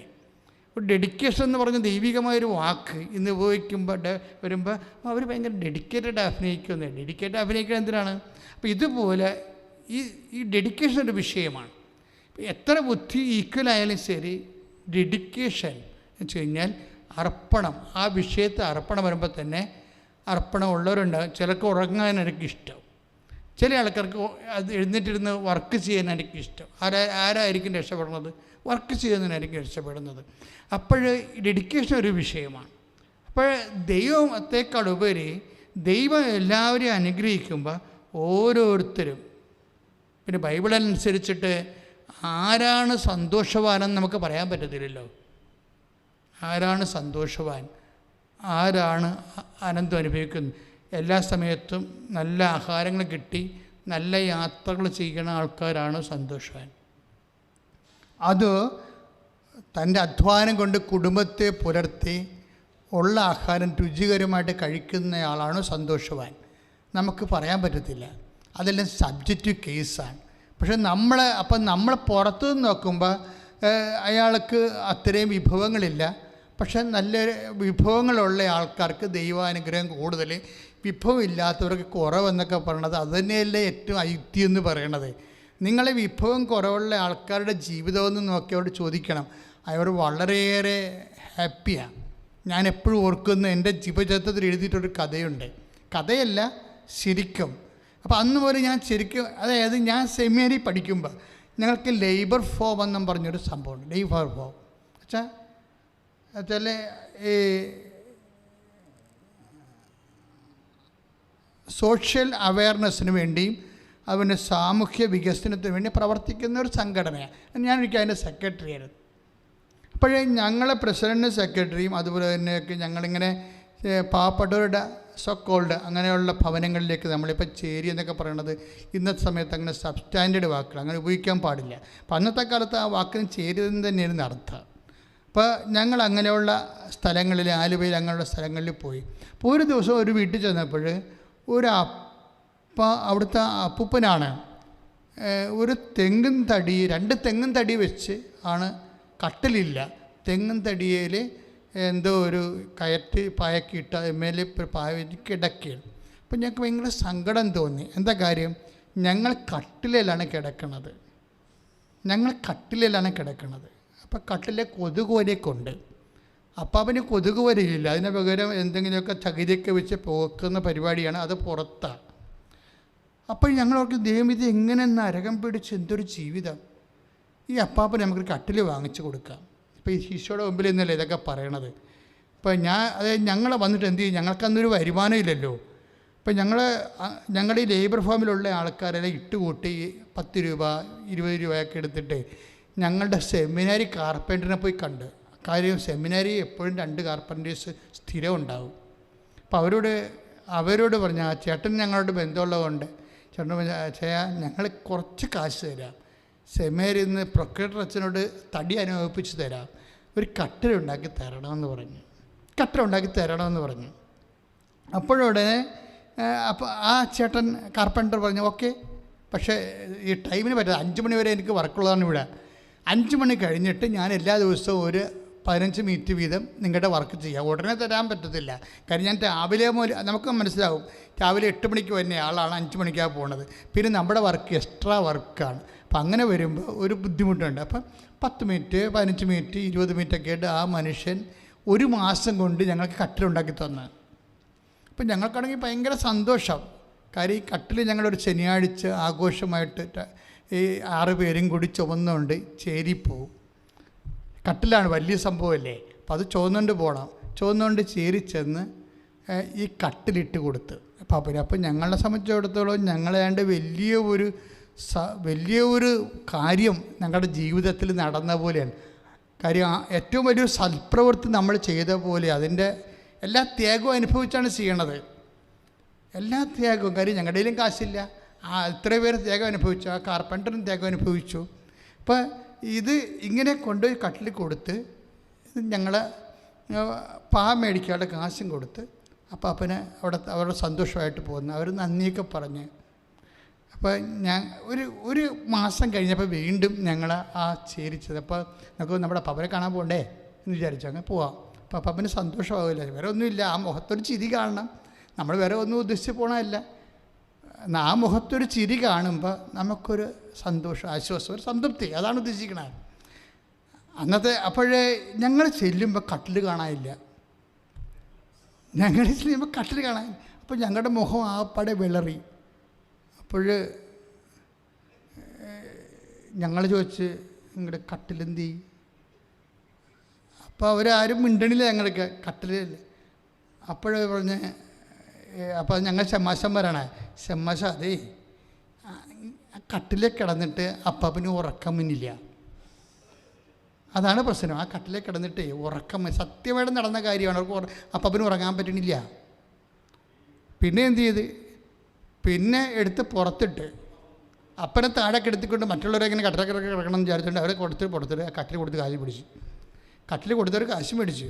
ഇതിനകത്തിടുന്ന കാര്യം ചെറിയ വീടാണ്, അതിൻ്റെ അകത്ത് കട്ടിലിട്ട് കഴിഞ്ഞാൽ കുറേ സ്ഥലം പോകും. പക്ഷേ അതുകൊണ്ട് അവർ ആരും ഇട്ടില്ല. കട്ടിൽ അവർ വിറ്റ് കാശ് മേടിച്ചു. അന്നത്തെ ഒരു സാഹചര്യം അവർക്ക് അതായിരുന്നു നല്ലത്. ചിലപ്പോൾ അന്ന് 10-300 രൂപ കട്ടിലും കിട്ടുകയാണെങ്കിൽ അവർക്കത് നല്ലത് കാര്യമാണ്, അവർ കിട്ടും. പക്ഷേ പ്രശ്നം വെച്ചാൽ സത്യസന്ധമായിട്ട് അപ്പാപ്പനെ അതിൻ്റെ അകത്ത് കിടന്ന് ഉറക്കം വന്നില്ല. അതാണ് പ്രശ്നം. കാര്യം അപ്പാപ്പൻ നോക്കുമ്പോൾ ആ പഴയ ആ 2 തടിയില്ലേ, ആ തടിയും ആ കയറ്റുപായും അതിൻ്റെ പുറത്ത് കണക്കായും അപ്പം സുഖമായി കിടന്നുറങ്ങും, ഒരു പ്രശ്നവുമില്ല. അപ്പം ഞങ്ങൾ ആർക്കാണ് തെറ്റുപറ്റിയത്? ഞങ്ങൾ പുറത്തുനിന്ന് നോക്കുന്നവർ വിചാരിച്ചത് ഈ അപ്പാപ്പൻ ഭയങ്കരമായ നരകം അനുഭവിക്കുകയാണ്, സങ്കടമൊക്കെയാണ്. അപ്പാപ്പനെ രക്ഷപ്പെടുത്താൻ വേണ്ടി ഒരു മാർഗം ഞങ്ങൾ കണ്ടുപിടിച്ച്, എന്താണ്, കട്ടറുണ്ടാക്കി കൊടുക്കുക. പക്ഷേ എന്തേ, അപ്പാപ്പൻ അത് റിജക്റ്റ് ചെയ്തു ഒരു അനുഭവം കൊണ്ട്. ഇപ്പം ഈ ആരാണ് സന്തോഷം അനുഭവിക്കണത്, ആരാണ് ദുഃഖം അനുഭവിക്കണമെന്ന് പുറത്ത് നിന്ന് പറയാൻ പറ്റത്തില്ല. അത് മണ്ടത്തരമാണ് ശരിക്കും പറഞ്ഞാൽ. നമ്മളെ ഭയങ്കരമായ അവർക്കൊരു ജീവിതവുമില്ല, അവർ സങ്കടത്തിലാണ് അനുഭവിക്കണമെന്ന് പുറത്ത് അവരോട് ചോദിച്ച് നോക്കിക്കഴിഞ്ഞാൽ അവർ നമ്മളെക്കാൾ മാനസികമായിട്ട് ഹാപ്പി ആയിരിക്കും. പല കുടുംബങ്ങളിൽ ഞാൻ ഇപ്പോഴും നിങ്ങളൊന്ന് ചിന്തിച്ചാൽ മതി, ഏറ്റവും കൂടുതൽ സന്തോഷം അനുഭവിക്കുന്ന കുടുംബങ്ങൾ ഏതാണ്? ബിലോ ആവറേജ് കുടുംബങ്ങളാണ്. ഞാൻ 21 കൊല്ലം 30 കൊല്ലം കൗൺസ് ചെയ്തില്ലേ, 30 കൊല്ലം 21 ലക്ഷം ആൾക്കാരെ കൗൺസ് ചെയ്യുമ്പോൾ എൻ്റെ ഒരു നിരീക്ഷണം ഞാൻ അനുഭവിച്ചത്, ഏറ്റവും കൂടുതൽ ഈ ലോകത്ത് സന്തോഷം അനുഭവിക്കുന്നത് ബിലോ ആവറേജ് കുടുംബങ്ങളാണ്. ആവറേജിന് താഴെയുള്ള കുടുംബങ്ങൾ. അവർക്ക് ആവശ്യമില്ലാത്ത ഇഷ്യൂസ് ഇല്ല, ആവശ്യമില്ലാത്ത വിഷയത്തെക്കുറിച്ചുള്ള സംഭ്രമങ്ങളില്ല, അതിനുവേണ്ടിയുള്ള അത് നേടാൻ വേണ്ടിയുള്ള ആക്രാന്തങ്ങളില്ല, അത് നഷ്ടപ്പെടുമ്പോഴുണ്ടാകുന്ന ഭാരങ്ങളില്ല. അവരും അവസാനം മരിക്കും. ഇതൊക്കെ ഉണ്ടെന്ന് പറയുന്ന ആൾക്കാരും മരിക്കും. എല്ലാം കണക്കല്ലേ അവസാനം. ഒരു 2-3 റീത്ത് കൂടുതൽ കിട്ടുമെന്നല്ലാതെ വേറെ കാര്യമൊന്നുമില്ലല്ല. നമ്മൾ സിമിത്തേരി ചെന്ന് നോക്കും മനസ്സിലാകും. ഈ സിമിത്തേരിൽ നമ്മൾ എപ്പോഴും അടക്കത്തിന് ഞാൻ പോകുമ്പോൾ ഓരോരോ കുഴികൾ തമ്മിലുള്ള വ്യത്യാസം നോക്കുമ്പോൾ ചില കുഴികൾക്ക് ഒരു 10 റീത്ത് കൂടുതലായിരിക്കും, അത്രേ ഉള്ളൂ, വേറെ ഒരു സാധനവും ഇല്ല. അതായത് ചില കുഴികൾക്ക് സിമിത്തേരി നോക്കിയാൽ ചിലപ്പോൾ 5 റീത്ത് ചിലവുണ്ട്, ചില അടുത്ത് 10 റീത്ത് ഉണ്ടാകും. എന്നിട്ട് നമ്മൾ കുഴിയാഴ്ചക്ക് ചെല്ലുമ്പോഴാണ് ഈ റീത്തെടുത്ത് ദൂരെ എറിയണ കാണാം. ആര്? കുഴിവെട്ടി. എന്തിനാണ് എറിയണമെന്ന് വെച്ച് കഴിഞ്ഞാൽ ഇത് ശല്യമാണേ. ഈ റീത്തും അതിൻ്റെ പുറത്ത് കിടക്കണ ഈ ചുറ്റിക്കെട്ടും പിന്നെ ചീഞ്ഞ പൂവും എല്ലാം കൂടി അവർ കൊണ്ടുപോയി തെമ്മാടിക്കുഴിയിലിടും. ബന്ധുക്കൾ വലിയ സ്വന്തമായിട്ട് കൊടുത്ത സാധനത്തിന് അവസാനം പോയി ഈ റീത്തുകൾ വീഴണത് തെമ്മാടിക്കുഴിയിലാണ്. അപ്പോൾ അവസാനം ഒരു കാര്യവും വ്യത്യാസമില്ല. അപ്പം നമ്മൾ പുറത്ത് നിന്ന് അപ്പോൾ ദൈവം ശരിക്കും പറഞ്ഞാൽ ആരോട് ഈശോ പറയുന്ന ഏറ്റവും നല്ല വാക്കുകളിലൊന്നാണ്. ഒന്ന് ശ്രദ്ധിക്കട്ടെ മക്കളെ. മത്തായിയുടെ സുവിശേഷം 20:13. മത്തായി സുവിശേഷം 20-ാം അധ്യായം 13-ാം തിരുവചനം. അവൻ അവരിൽ ഒരുവനോട് ഇങ്ങനെ മറുപടി പറഞ്ഞു, സ്നേഹിത, ഞാൻ നിന്നോട് ഒരനീതിയും ചെയ്യുന്നില്ല. ഒരു ദനാറയ്ക്കല്ലേ നീ എന്നോട് സമ്മതിച്ചിരുന്നത്. അതായത് ദൈവത്തിൻ്റെ ഒരു നിലപാട് ഇതാണ്. ദൈവത്തിൻ്റെ നിലപാടാണ് ഈശോ വ്യക്തമാക്കുന്നത്. അതായത് സ്നേഹിത, നിന്നോട് ഞാൻ ഒരു അനീതിയും ചെയ്തിട്ടില്ല. എന്താണ്? നീ ഒരു ദനാറയ്ക്കിനെ സംബന്ധിച്ചു നിൻ്റെ കൂലി വാങ്ങിക്കൊണ്ട് പോവുക. അവസാനം വന്നവർക്കും ഒരു ദനാറ തന്നെ കൊടുക്കാനാണ് എൻ്റെ ആഗ്രഹമെങ്കിൽ എൻ്റെ സ്വത്ത് എനിക്കിഷ്ടമുള്ളവർ കൊടുക്കാൻ പാടില്ലേ എന്ന് വെച്ചാൽ ദൈവത്തിൻ്റെ ഭാഗത്തുനിന്ന് ഒരു അനീതിയും ചെയ്യണില്ല ദൈവം. പക്ഷെ അത് വിശ്വസിക്കാൻ മനസ്സിലാകത്തുള്ളൂ. അത് മനസ്സിലാക്കണമെങ്കിൽ പരിശുദ്ധാത്മാവ് എക്സ്ട്രാ വേണം. അവിടെയാണ് വിഷയം വേണ്ടത്. പരിശുദ്ധാത്മാവില്ലാത്ത ലോകത്താന്മാർ കാണുമ്പോൾ എല്ലാത്തിലും അനീതി കാണും. കാര്യം എന്താണ്? അവന് അത് കാണാനുള്ള പ്രത്യേകമായ ദൈവത്തിൻ്റെ മനസ്സറിയാനുള്ള. ഇപ്പം നമ്മളെ എഫേസ്യസ് ലേഖനം 1:18 ശ്രദ്ധിക്കട്ടെ. ഹല്ലേലൂയ. എഫേസ്യസ് 1:18. ഏത് തരത്തിലുള്ള പ്രത്യാശയിലേക്കാണ് അവിടുന്ന് നിങ്ങളെ വിളിച്ചിരിക്കുന്നതെന്നറിയാനും വിശുദ്ധർക്ക് അവകാശമായി അവിടുന്ന് വാഗ്ദാനം ചെയ്തിരിക്കുന്ന മഹത്വത്തിന്റെ സമൃദ്ധി മനസ്സിലാക്കാൻ നിങ്ങളുടെ ആന്തരിക നേത്രങ്ങളെ അവിടുന്ന് പ്രകാശിപ്പിക്കട്ടെ എന്ന് വെച്ച് കഴിഞ്ഞാൽ വിശുദ്ധർക്ക് അവിടുന്ന് നൽകുന്ന പ്രത്യാശയുടെ അടിസ്ഥാനം ദൈവത്തിൻ്റെ മഹത്വമാണ്. അതറിയാൻ നമുക്ക് എന്താണ് ആന്തരിക നേത്രങ്ങളെ പ്രകാശിപ്പിക്കട്ടെ. അപ്പോൾ ദൈവികമായ പദ്ധതികൾ നമ്മൾക്കറിയണമെന്നുണ്ടെങ്കിൽ ഈ ആന്തരിക നേത്രങ്ങളെ പ്രകാശിപ്പിക്കണം.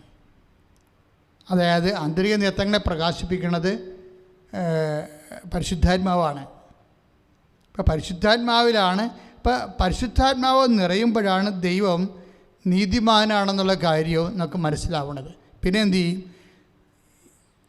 നമുക്ക് ഒന്നൊരു വായിച്ചോളൂ. ശ്രുതികടെ ഹല്ലേലൂയ. ഏത് തരത്തിലുള്ള പ്രത്യാശയിലേക്കാണ് അവിടുന്ന് നിങ്ങളെ വിളിച്ചിരിക്കുന്നതെന്നറിയാനും വിശുദ്ധർക്ക് അവകാശമായി അവിടുന്ന് വാഗ്ദാനം ചെയ്തിരിക്കുന്ന മഹത്വത്തിന്റെ സമൃദ്ധി മനസ്സിലാക്കാനും നിങ്ങളുടെ ആന്തരിക നേത്രങ്ങളെ അവിടുന്ന് പ്രകാശിപ്പിക്കട്ടെ. അതായത് ഈ വചനത്തിൽ വരുന്ന, ഇപ്പം നമുക്കറിയാം, അച്ഛനിത് ഒന്ന് ഓർത്തുപോലും ഇല്ലാത്തൊരു വചനം ഈശോ തന്നതാണ് നമുക്ക്. പക്ഷേ ഇതിൻ്റെ വചനത്തിൽ വരുന്ന ദൈവികമായ കുറച്ച് വഴികളുണ്ട്. അതിലൊന്നെന്താണെന്ന് വെച്ച് കഴിഞ്ഞാൽ എഫേസ്യസ് ലേഖനമാണ് 1:18 നമ്മൾ വായിച്ചത്. വിശുദ്ധർക്ക് അവകാശമായി അവിടുന്ന് വാഗ്ദാനം ചെയ്തിരിക്കുന്ന മഹത്വം, നിത്യമഹത്വത്തെക്കുറിച്ച് പറയണം. ഈ നിത്യമഹത്വത്തിൻ്റെ സമൃദ്ധി മനസ്സിലാക്കുന്നതിന് എന്ത് ചെയ്യണം? ആന്തരിക നേത്രങ്ങളെ പ്രകാശിപ്പിക്കണം. അപ്പോഴെന്താ ഇന്ന് പറയാൻ കാര്യം? ഈ ആന്തരിക നേത്രങ്ങൾ മനസ്സിലാക്കുമ്പോഴാണ് ഈ സഹനവും ആന്തരിക നേത്രങ്ങളും തമ്മിൽ കുറേ ബന്ധമുണ്ട്. നമ്മുടെ ഈ സബ്ജക്റ്റ് എന്താ? ശരിക്കും പറഞ്ഞാൽ നമ്മുടെ സബ്ജക്റ്റ് എന്താണ്? അതായത് ഉടമ്പടി, അത് വാഗ്ദാനത്തിൻ്റെ പ്രാർത്ഥനയാണ്. വാഗ്ദാനം എന്താണ്? ദൈവത്തിൻ്റെ എല്ലാ ദാനങ്ങളും വാഗ്ദാനത്തിൻ്റെ രീതിയിലാണ് ബൈബിളിൽ നിക്ഷേപിച്ചിരിക്കുന്നത്. ഈ വാഗ്ദാനത്തെ നമ്മളെന്താ ചെയ്യണത്? ഉടമ്പടി വഴി പ്രാപിക്കുകയാണ് ചെയ്യണത്. അപ്പോൾ പ്രാപിക്കുമ്പോൾ എന്താ സംഭവിക്കണത്?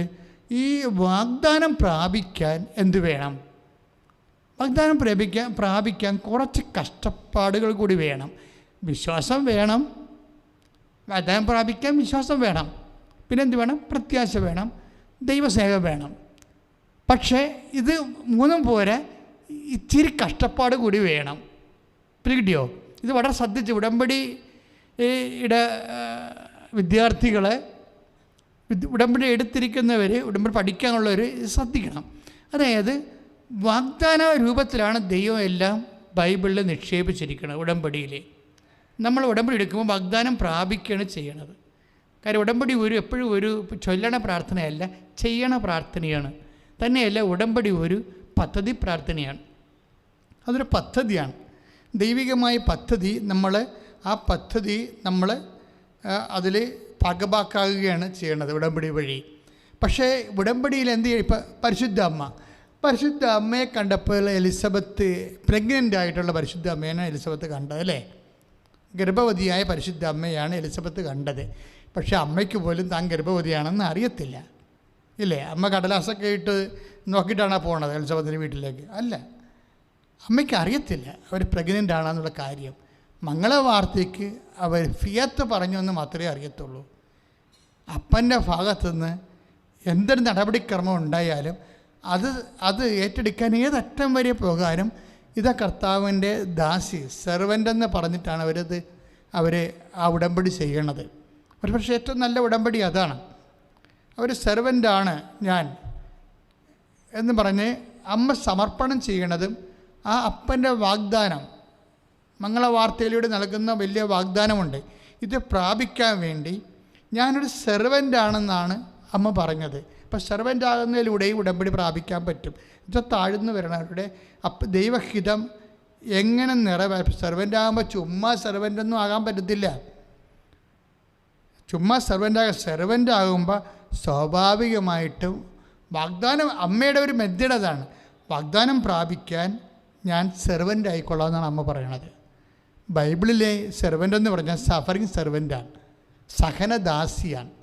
അപ്പം സഹനത്തിൻ്റെ ഒരു കണ്ടൻ്റ് ഉണ്ട്. അപ്പൻ്റെ വാഗ്ദാനം പ്രാപിക്കാൻ, വചനത്തെ മാംസമാക്കി രക്ഷകനായ ലോകത്തേക്ക് നൽകാൻ ഞാൻ സഹനം ഏറ്റെടുത്തോളാമെന്ന് അമ്മ പറയും. അപ്പോഴങ്ങനെ പറയുന്ന സമയത്ത് അപ്പോൾ വചനം മാംസമായി അമ്മ പ്രഗ്നൻ്റ് ആവും. പക്ഷെ അമ്മ എങ്ങനെയാണ് ഈ വാഗ്ദാനം പ്രാപിച്ചതിനെക്കുറിച്ച് എലിസബത്തിൻ്റെ വാക്കിൽ നിന്ന് നമുക്ക് മനസ്സിലാകണത്. അമ്മ എങ്ങനെയാണ് ഇപ്പോൾ ഉടമ്പടി എടുക്കുന്നവർ ശ്രദ്ധിക്കണം. അമ്മ എങ്ങനെയാണ് വാഗ്ദാനം പ്രാപിച്ചതെന്ന്, അമ്മ അപ്പനുമായിട്ട് ചെയ്തിട്ടുള്ള ഉടമ്പടി എങ്ങനെയാണ് അമ്മ അതിൽ ആ വാഗ്ദാനം പ്രാപിച്ചതെന്ന് നമുക്ക് അമ്മയുടെ വാക്കിൽ നിന്ന് കിട്ടത്തില്ല, എലിസബത്തിൻ്റെ വാക്കിൽ നിന്നാണ് കിട്ടണത്. എലിസബത്ത് പരിശുദ്ധാത്മാവിൽ നിറഞ്ഞ് പറയുന്നത് വിശുദ്ധ ലൂക്കാസ് വിശേഷം 1:45 അമ്മയ്ക്ക് എന്താണ് സംഭവിച്ചത്, അമ്മ എങ്ങനെയാണ് ഉടമ്പടി പ്രകാരം വാഗ്ദാനം പ്രാപിച്ചതെന്ന് എലിസബത്ത് പറയുന്നുണ്ട്. എന്താണ് എലിസബത്ത് പറയണത്? മേരി എന്ന് ഏറ്റു പറഞ്ഞേ, കർത്താവ് നിന്നോട് അരുളി ചെയ്ത കാര്യങ്ങൾ നിറവേറുമെന്ന് വിശ്വസിച്ച നീ ഭാഗ്യവതി. ഇതാണ് വിഷയം. അമ്മ ഈ ഉടമ്പടി പ്രകാരം എങ്ങനെയാണ് വാഗ്ദാനം പ്രാപിച്ചതെന്ന് വിശുദ്ധ ലൂക്കാസ് വിശേഷം 1:45 പറയണത്. എങ്ങനെയാണ്? എലിസബത്ത് പരിശുദ്ധാത്മാവിനാൽ നിറഞ്ഞു പറഞ്ഞു. എന്താണ് എലിസബത്ത് പറഞ്ഞത്? അഥവാ എലിസബത്തിലൂടെ പരിശുദ്ധാത്മാവ് എന്താണ് പറഞ്ഞത്? മേരി, എലിസബത്തിന് പരിശുദ്ധാത്മാവ് എന്താണ് എലിസബത്തിലൂടെ പറഞ്ഞത്? Mary, you are blessed. നീ എന്താണ്? ഭാഗ്യവതിയാണ്. എന്താണ്? ഈ ഉടമ്പടി ആണ് നമ്മളെ ഭാഗ്യമുള്ളവരാക്കണത്. അതാണ് പരിശുദ്ധാത്മാവ് പറയണത്. ഒരു വ്യക്തിയെ ഭാഗ്യമുള്ളതാക്കണത് ഉടമ്പടിയാണ്. എന്താണ്? നീ ഭാഗ്യവതിയാണ്. കാര്യം എന്താണ്? ദൈവം നിന്നോട് പറഞ്ഞ വാഗ്ദാനം, നീ ഒരു ഗർഭം ധരിച്ച് ഒരു പുത്രനെ പ്രസവിക്കുമെന്നുള്ള വാഗ്ദാനം നീ എന്ത് ചെയ്ത്? അത് നിറവേറിയെന്നല്ല, നിറവേറും. ഭാവിയാണ്, പ്രത്യാശയാണ്. അപ്പോൾ ഉടമ്പടിയിൽ അമ്മയ്ക്കുണ്ടായിരുന്നത് എന്താണ്? പ്രത്യാശ. അമ്മയ്ക്കുണ്ടായിരുന്നത് എന്താണ്? പ്രത്യാശ. പ്രത്യാശ എന്താണ് എന്ന് പറഞ്ഞാൽ, ഉടമ്പടി പ്രകാരം അപ്പൻ്റെ വാഗ്ദാനം നിൻ്റെ ജീവിതത്തിൽ നിറവേറുമെന്ന് നീ വിശ്വസിച്ചു. അതാണ് സംഭവം. അപ്പോൾ 2 കാര്യങ്ങൾ അവിടെ ഉണ്ട്. എന്തൊക്കെ ഉണ്ട്? ഒന്ന്, പരിശുദ്ധ അമ്മയുടെ വിശ്വാസം. ഉടമ്പടി പാലിക്കാൻ, ഉടമ്പടി നിറവേറാൻ നമുക്ക് ആവശ്യമായത് എന്താണ്? ഒന്ന്, വിശ്വാസം. രണ്ടാമത്തത് എന്താണ്? പ്രത്യാശ. രണ്ടാമത്തത് എന്താണ്? പ്രത്യാശയാണ് വരണത്. അപ്പം നമ്മളൊന്ന് ശ്രദ്ധിക്കണം. ആ ഉടമ്പടി എടുത്ത ഓരോ ആൾക്കാർക്ക് എന്താ വേണ്ടത്? ഒന്ന്, പ്രത്യാശ. രണ്ടാമത്തത് എന്താണ്? വിശ്വാസം. അതായത് ഇപ്പോൾ റേച്ചലിൻ്റെ അമ്മയ്ക്ക് അവരുടെ മുടി തിരിച്ചു വരുമെന്നുള്ളത് വിശ്വാസമാണ്, അല്ലേ? അപ്പോൾ വിശ്വാസത്താണ് അവർ ഒന്നാമത്തെ. അത് എന്താ വിശ്വാസമാണെന്ന് പറയാൻ കാര്യം, അവർ ഒന്നാമത് ഉടമ്പടിയിൽ അത് എഴുതിയേ കൊണ്ടാണ്. അവർ 6ാമതാണ് എഴുതിയെങ്കിൽ ഒക്കട്ടെന്നായി പോയേരം.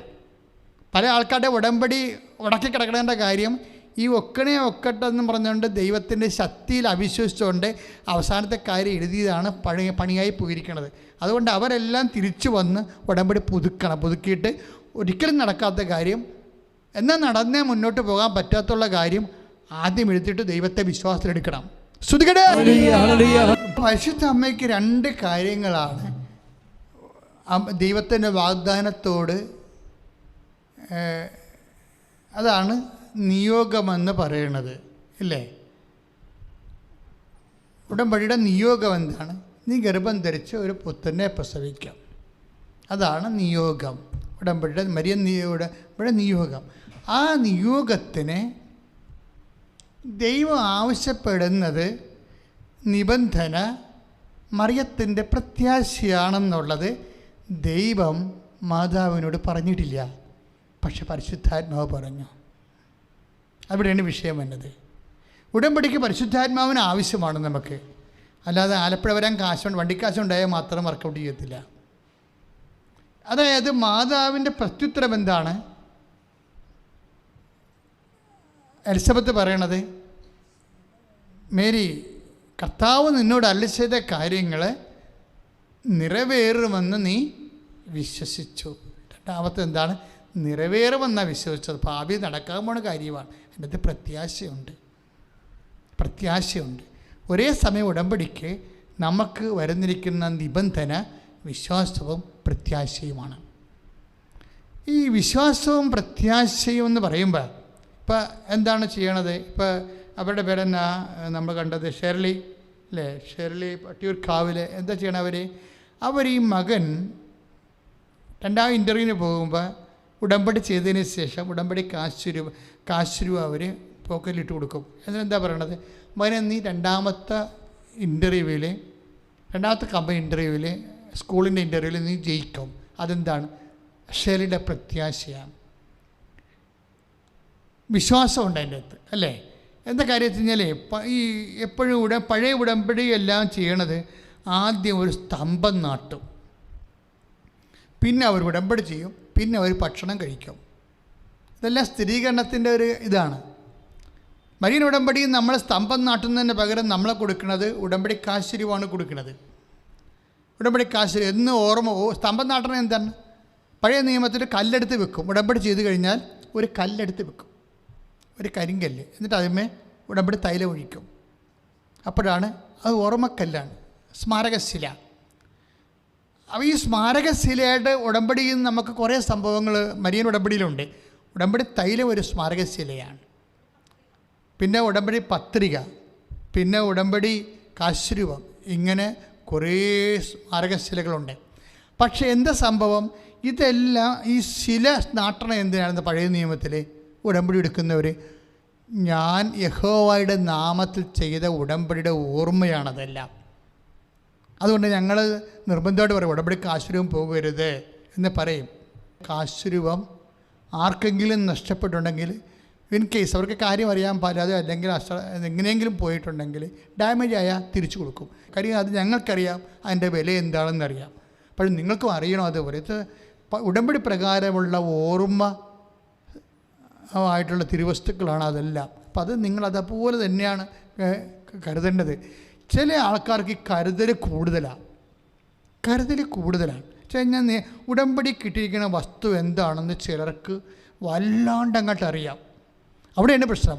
ചിലർക്ക് അറിയാം, ചിലർക്ക് വല്ലാണ്ടറിയാം എന്തെല്ലാമാണ് കിട്ടിയിരിക്കണമെന്ന്. ഏറ്റവും കൂടുതൽ കഷ്ടപ്പെടുന്നവർക്ക്, ഇതിനു വേണ്ടി ഇൻവെസ്റ്റ് ചെയ്യുന്നവർക്കാണ് ഏറ്റവും ക്വാളിറ്റി ആയിട്ടുള്ള സാക്ഷ്യങ്ങളുള്ളത്. കാര്യം നമ്മൾ ഉടമ്പടി നമ്മളെ പഠിപ്പിക്കുന്ന കുറേ പാഠങ്ങളുണ്ട്.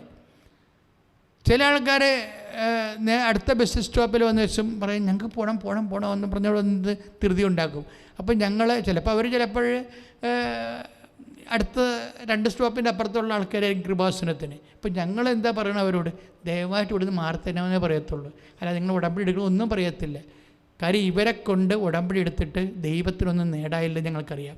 കാര്യം അവർക്ക് അതിനകത്ത് ഇൻവെസ്റ്റ് ചെയ്യാൻ അവിടെ ഒന്നുമില്ല. ഉടമ്പടിക്ക് ഇൻവെസ്റ്റ് ചെയ്യേണ്ടത് എന്താണ്? ഉടമ്പടിയിൽ ഇൻവെസ്റ്റ് ചെയ്യണം. ഇപ്പോൾ സാക്ഷി വിട്ടിട്ടുണ്ട്, ചേർത്തലയിലുള്ള സാക്ഷിയാണ്, ആലപ്പുഴത്തെ സാക്ഷിയാണ്. അതിടാൻ കാര്യം എന്ന് വെച്ച് കഴിഞ്ഞാൽ വർഗീസ് എന്നൊരാളാണ് സാക്ഷ്യം പറഞ്ഞിരിക്കുന്നത്.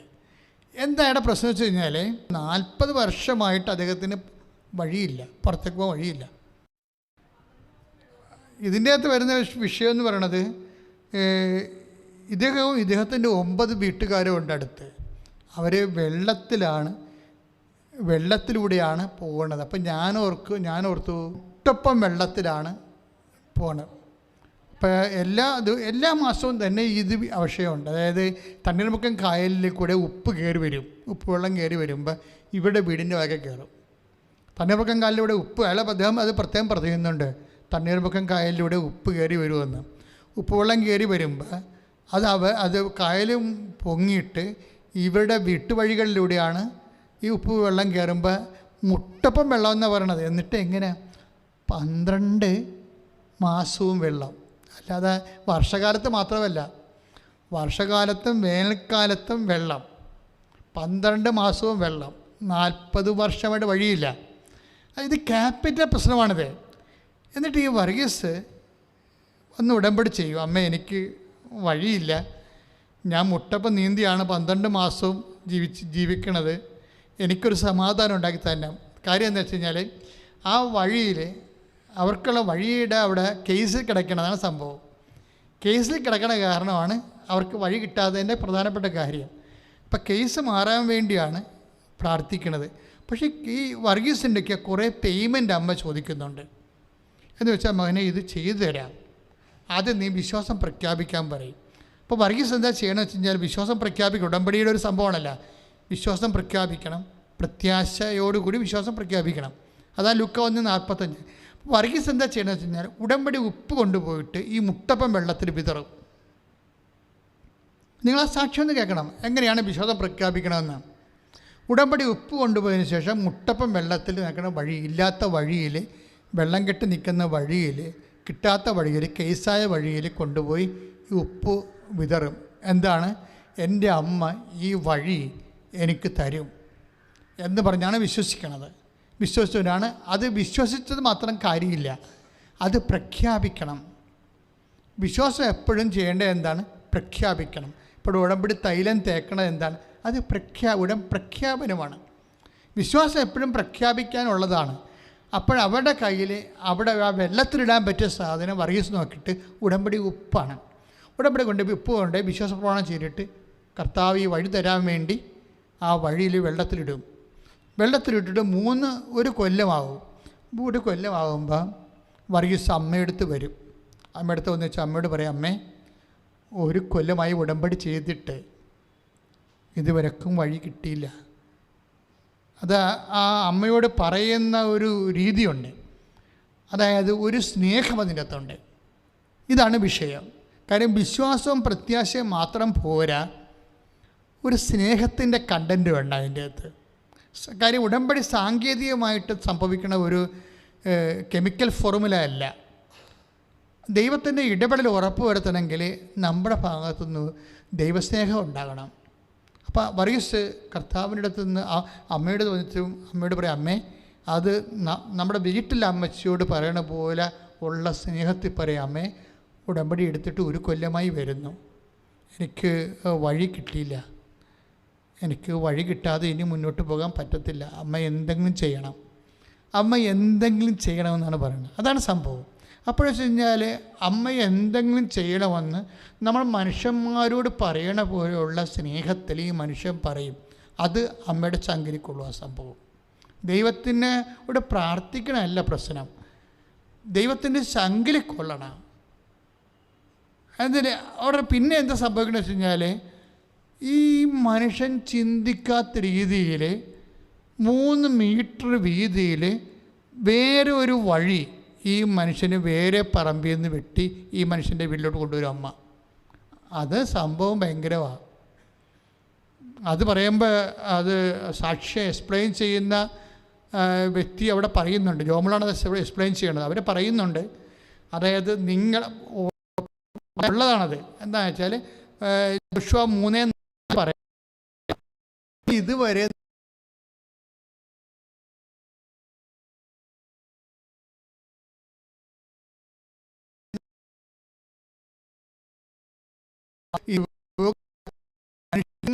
ആവശ്യമാണ് എൻ്റെ സ്വർഗസ്ഥനായ പിതാവ് അറിയുന്നെന്ന് പറഞ്ഞില്ലേ, അതുപോലെ മനുഷ്യന് ആവശ്യമായതെല്ലാം വാഗ്ദാനത്തിലുള്ളതാണ്. അതാണ് ലൂക്ക 6 മത്തായി ശ്ലീഹ 6:32-33.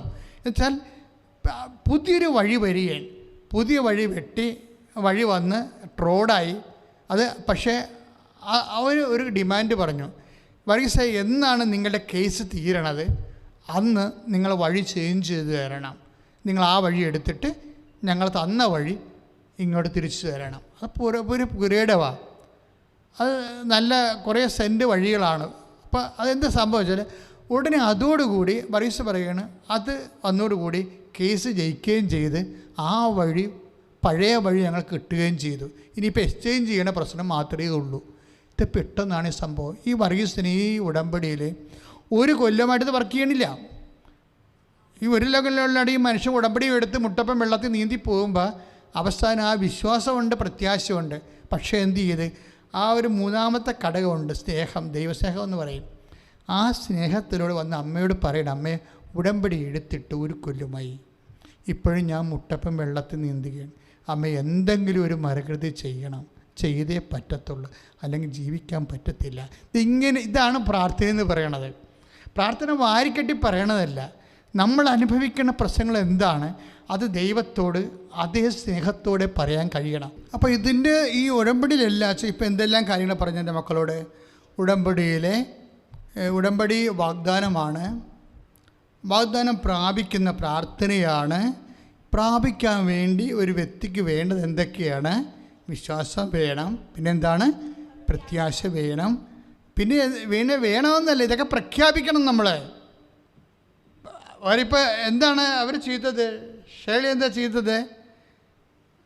അലൻ രാജിൻ്റെ പോക്കറ്റ്, സ്വന്തം മകൻ്റെ പോക്കറ്റിലേക്ക് മാതാവിൻ്റെ മുഖം നെഞ്ചോട് ചേർത്ത് ഹൃദയത്തിലേക്ക് തിരിച്ചു വെച്ചു. എന്താണ്? അതിൽ വിശ്വാസമുണ്ട്, അതിൽ ആക്ഷൻ, വെരി ആക്ഷൻ. കാരണം ഈ നമുക്ക് വിശ്വാസമുണ്ട്, പ്രത്യാശയുണ്ട്, ദൈവസ്നേഹമുണ്ട്, പറഞ്ഞ് ഉള്ളിൽ നടന്നുകൊണ്ടൊരു കാര്യമില്ല.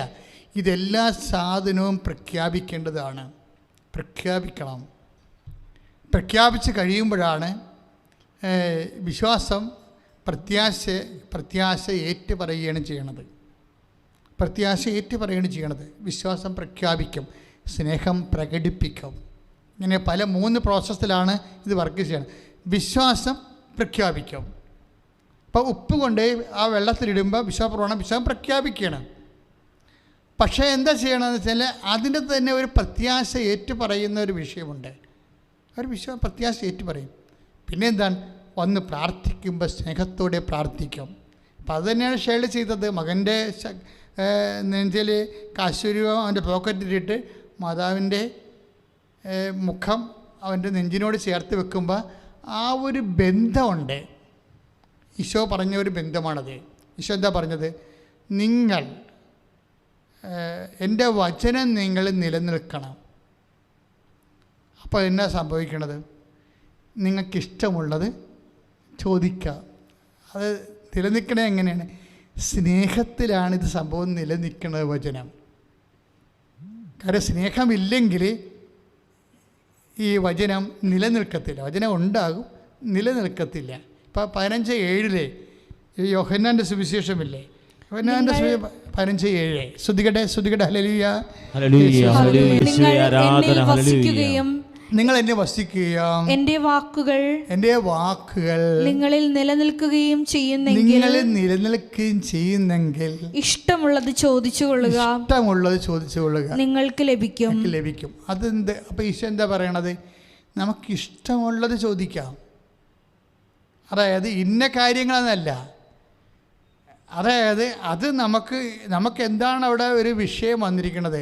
അതായത് വേറെ ഒരു സാക്ഷ്യം, ഷൈനി ബെന്നി യുടെ സാക്ഷ്യം തൊടുപുഴ. ഷൈനി ബെന്നിയുടെ സാക്ഷി ഈ ആഴ്ചയിലുള്ളതായിരുന്നു. അത് സാക്ഷ്യം ഇതാണ്. അവർ ഉടമ്പടി ധ്യാനം യൂട്യൂബിൽ കൂടിക്കൊണ്ടിരിക്കുകയാണ്. അപ്പോൾ യൂട്യൂബിൽ ഉടമ്പടി ധ്യാനം കൂടിക്കൊണ്ടിരിക്കുകയാണ്. അവർ ഉടമ്പടി എടുത്ത് കഴിഞ്ഞിട്ട് അവർ ആ വചനത്തിൽ നിലനിൽക്കുക. അവർ പറയുന്നത് 10 കൊല്ലമായിട്ട് ഞങ്ങളുടെ കുടുംബത്തിൽ കുടുംബ പ്രാർത്ഥന എന്ന് പറഞ്ഞ സംഭവമില്ല. 10 കൊല്ലമേ. ഞാൻ ഞെട്ടിപ്പോയി. അതായത് പ്രത്യേക സാഹചര്യത്തിൽ, അതായത് ഒരിക്കൽ കുടുംബ പ്രാർത്ഥന അല്ലെങ്കിൽ ഞായറാഴ്ച കുർബാനയൊക്കെ മുടങ്ങിയാൽ അത് വീണ്ടും വീണ്ടും മുടങ്ങാനുള്ള സാധ്യത കൂടിക്കൊണ്ടേയിരിക്കും. അതെന്താ കാരണം? അതെന്താ കാര്യം? ഹാർട്ട് അറ്റാക്ക് വരുന്നവർക്ക് ഇടയ്ക്കൊക്കെ പിന്നെയും വരാൻ സാധ്യതയുണ്ട്. ഇതുപോലെ തന്നെ എന്തെങ്കിലും രോഗത്തിൽ നമ്മൾ ചെന്ന് പെട്ടാൽ, പ്രഷർ വേരിയേഷനിൽ വന്നു കഴിഞ്ഞാൽ അത് കറക്റ്റ് ചെയ്ത് നിന്നില്ലെങ്കിൽ അതിൻ്റേതായിട്ടുള്ള ബുദ്ധിമുട്ടുണ്ടാവും. ഇതുപോലെ കുടുംബ പ്രാർത്ഥന പോയാൽ ആ കുടുംബത്തിൻ്റെ ആത്മീയ പ്രഷർ വേരിയേഷൻ വന്നു. പിന്നെ എന്താണ്? നമ്മൾ എത്രയും എമർജൻസി ആയിട്ട് നമ്മളത് നോർമലാക്കണം. അല്ലാതെ എപ്പോഴെങ്കിലും കുടുംബ പ്രാർത്ഥന ചെല്ലാഞ്ഞിട്ട് പിന്നെ എല്ലാ ലോകത്തുള്ള ആൾക്കാരെല്ലാം കുടുംബ പ്രാർത്ഥന ചൊല്ലിയിട്ടാണ് ജീവിക്കണത് എന്ന് പറഞ്ഞാൽ നിൻ്റെ കാര്യത്തിൽ അപ്പം തീരുമാനമാകും. കാര്യം അതിൻ്റെ അകത്ത് വെച്ചാൽ ഞാൻ പണ്ടേ നിങ്ങൾ പറഞ്ഞിട്ടുണ്ട്, ചതഞ്ഞു പോയി ഞാൻ ഒരിക്കലും കുടിക്കാൻ നിൽക്കരുതെന്ന്. അത് കർത്താവ് പറഞ്ഞതാണ്. ശരിക്കും പറഞ്ഞാൽ മനുഷ്യൻ്റെ ഉള്ളിൽ ഉടനെ നെഗറ്റീവാണ് കയറി വരണത്. കാര്യം ആത്മീയമായിട്ട് ജീവിക്കാൻ വലിയ പാടാണ്. അതിന് വില കൊടുക്കണം. എന്താ കാര്യം വെച്ചാൽ നമ്മൾ വിലക്ക് വാങ്ങിയ ആൾക്കാരായത് കാരണം തന്നെ ദൈവത്തിന് മുതൽ മുടക്കുണ്ട്. അപ്പോൾ ദൈവത്തെ കൂടെ നിർത്താൻ നമുക്ക് മുതൽ മുടക്കുണ്ടാകും. ശ്രുതികട ഹല്ലേലൂയ. കർത്താവിൻ്റെ വചനത്തിൻ്റെ ഒരു നിലപാട് കണ്ട ഒന്ന് കുറേ സാറ 20 എന്താണ്? നിങ്ങൾ വിലക്ക് വാങ്ങപ്പെട്ടവരാണ്. അതിൻ്റെ കൂടെയുള്ള വചനം എന്താണ്? ആകയാൽ നിങ്ങളുടെ ശരീരത്തിൽ ദൈവത്തെ മഹത്വപ്പെടുത്തുവിൻ. അപ്പം ദൈവത്തെ മഹത്വപ്പെടുത്താൻ പറ്റിയ ഏറ്റവും വലിയ നമ്മുടെ കയ്യിലുള്ള മെയിൻസ് എന്താണ്? ശരീരമാണ്. രോഗമായാലും ക്ഷീണമായാലും മറ്റു തരത്തിലുള്ള വിഷമമായാലും ഇതെല്ലാം ശരീരത്തിൽ മഹത്വപ്പെടുത്താൻ നമുക്ക് കിട്ടുന്ന ഒരു അവസരമാണിത്. അല്ല, ഈശോ എനിക്ക് പനിയാണല്ലോ, ഈശോ എനിക്ക് കോവിഡാണല്ലോ, അങ്ങനെയല്ല. ഇൻ കേസ് കോവിഡ് ആണെങ്കിലും ഒമിക്രോൺ ആണെങ്കിലും വിശ്വാസിയെ സംബന്ധിച്ചിടത്തോളം ഇത് വെച്ച് എങ്ങനെ ശരീരത്തിൽ ദൈവത്തെ മഹത്വപ്പെടുത്താം എന്ന് വെച്ച് കഴിഞ്ഞാൽ അർത്ഥം എന്താണ്? ദൈവത്തിൻ്റെ കർത്താവിൻ്റെ പീഡാനുഭവങ്ങളെ നമ്മുടെ ശരീരത്തിൽ പ്രഖ്യാപിക്കാം. യേശുക്രിസ്തുവിൻ്റെ പീഡാനുഭവങ്ങൾ വരുന്ന പോരായ്മ ഞാൻ എൻ്റെ ശരീരത്തിൽ സംവഹിക്കണോ? Praise the Lord. കൊളോസ്യസ് 1:24 നിങ്ങളെ പ്രതിയുള്ള പീഡകളിൽ ഞാൻ സന്തോഷിക്കുന്നു. സഭയാകുന്ന തന്റെ ശരീരത്തെ പ്രതി ക്രിസ്തുവിന് സഹിക്കേണ്ടി വന്ന പീഡകളുടെ കുറവ് എന്റെ ശരീരത്തിൽ ഞാൻ നികത്തുന്നു. Price the Lord. ഇത് പൗലോസ് അപ്പോസ്തലനെ ദൈവസ്നേഹം നിറഞ്ഞപ്പോൾ തൻ്റെ പീഡാനുഭവങ്ങളെക്കുറിച്ച് ദൈവത്തിൻ്റെ ഒരു ഉൾക്കാഴ്ച ആ രഹസ്യം കൊടുത്തതാണത്. അദ്ദേഹത്തിന് മാത്രമാണ് ഈ രഹസ്യം കൊടുത്തത്.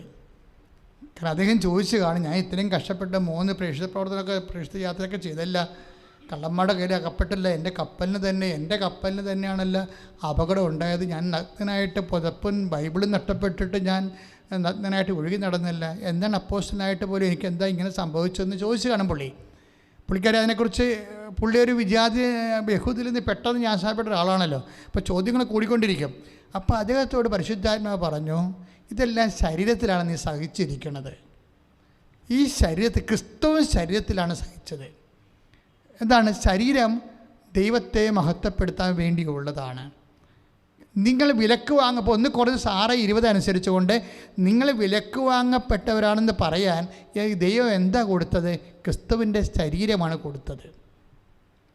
അത് ആ ക്രിസ്തുവിൻ്റെ ശരീരം കൊടുത്തതെന്ന് വെച്ചാൽ ക്രിസ്തുവിൻ്റെ പങ്കപ്പാടുകൾ, പീഡാനുഭവങ്ങൾ, നമുക്ക് വേണ്ടി സഹിച്ച പീഡാനുഭവങ്ങൾ, നിത്യതയ്ക്ക് വേണ്ടി നമ്മൾ വീണ്ടെടുത്തത് കർത്താവിൻ്റെ പീഡാനുഭവങ്ങളെ കൊടുത്തിട്ടാണ്. അപ്പം അതുകൊണ്ടാണ് അതാണ് പൗലോസ് പറയണത്, നിങ്ങൾ വിലക്ക് വാങ്ങപ്പെട്ടവരാണെന്ന് പറയണത്. ഇതുകൊണ്ട് എന്താണ് കുഴപ്പമെന്ന് വെച്ച് കഴിഞ്ഞാൽ, അല്ലെങ്കിൽ ഇതുകൊണ്ട് എന്താണ് ഗുണമെന്ന് വെച്ച് കഴിഞ്ഞാൽ, നമ്മൾ വിലക്ക് വാങ്ങപ്പെട്ടവരായത് കാരണം നിത്യത അസൈൻ ചെയ്തിട്ടുണ്ടെങ്കിൽ, ഇല്ലെങ്കിൽ പോട്ടെ, പട്ടിയെപ്പോലെ ജീവിക്കാം, ഒരു കുഴപ്പമില്ല. എത്ര പേര് അങ്ങനെ ജീവിക്കുന്നു. ഇപ്പോൾ ഹോമോസെക്സ്വാലിറ്റി ആയാലും അല്ലേ, ഒരു വലിയ കുഴപ്പമുണ്ട്. അവർ സഭയിൽ തന്നെ ഹോമോസെക്സിനെ അംഗീകരിക്കണമെന്ന് പറയുന്ന ആൾക്കാരുണ്ട്. ശാസ്ത്രീയമായിട്ട് STPയുടെ പ്രശ്നമൊക്കെ പറയുന്ന ആൾക്കാരുണ്ട്. STP അതിൻ്റെ അകത്ത് കൂടുതൽ ആൾക്കാരുണ്ടാവും. അവരാണ് ഹോമോസെക്സ് ടെൻഡൻസി കാണിക്കുന്നത് എന്നൊക്കെ പറയുന്നുണ്ട്. ഇങ്ങനെ എന്തെല്ലാം ശാസ്ത്രീയമാണെന്ന് പറഞ്ഞാലും കുറേ കാര്യങ്ങൾ കർത്താവിൻ്റെ വചനത്തിൽ എന്താണ് അത് മാത്രമേ നമ്മൾ ഫോളോ ചെയ്യത്തുള്ളൂ. എന്താ കാര്യം? ദൈവത്തെ അംഗീകരിക്കേണ്ടത് പോരായ്മയായി കരുതിയത് കൊണ്ട് അധമവികാരങ്ങൾക്ക് അവരെ ഏൽപ്പിച്ചു കൊടുത്തു. അതാണ് പ്രശ്നം. അപ്പോൾ വികാരങ്ങൾ പലതുണ്ടാകുകയും അങ്ങനെ പല വികാരങ്ങളും ഉണ്ടാകും മനുഷ്യന്. അതെല്ലാം മനുഷ്യൻ്റെ വികാരങ്ങളാണെന്ന് പറഞ്ഞു കഴിഞ്ഞാൽ കുഴപ്പമുണ്ടാകും ഇല്ലേ? അമ്മ ഏതാണ് പെങ്ങളന്മാരേതാണെന്ന് അറിയാൻ പറ്റാതെ വരും.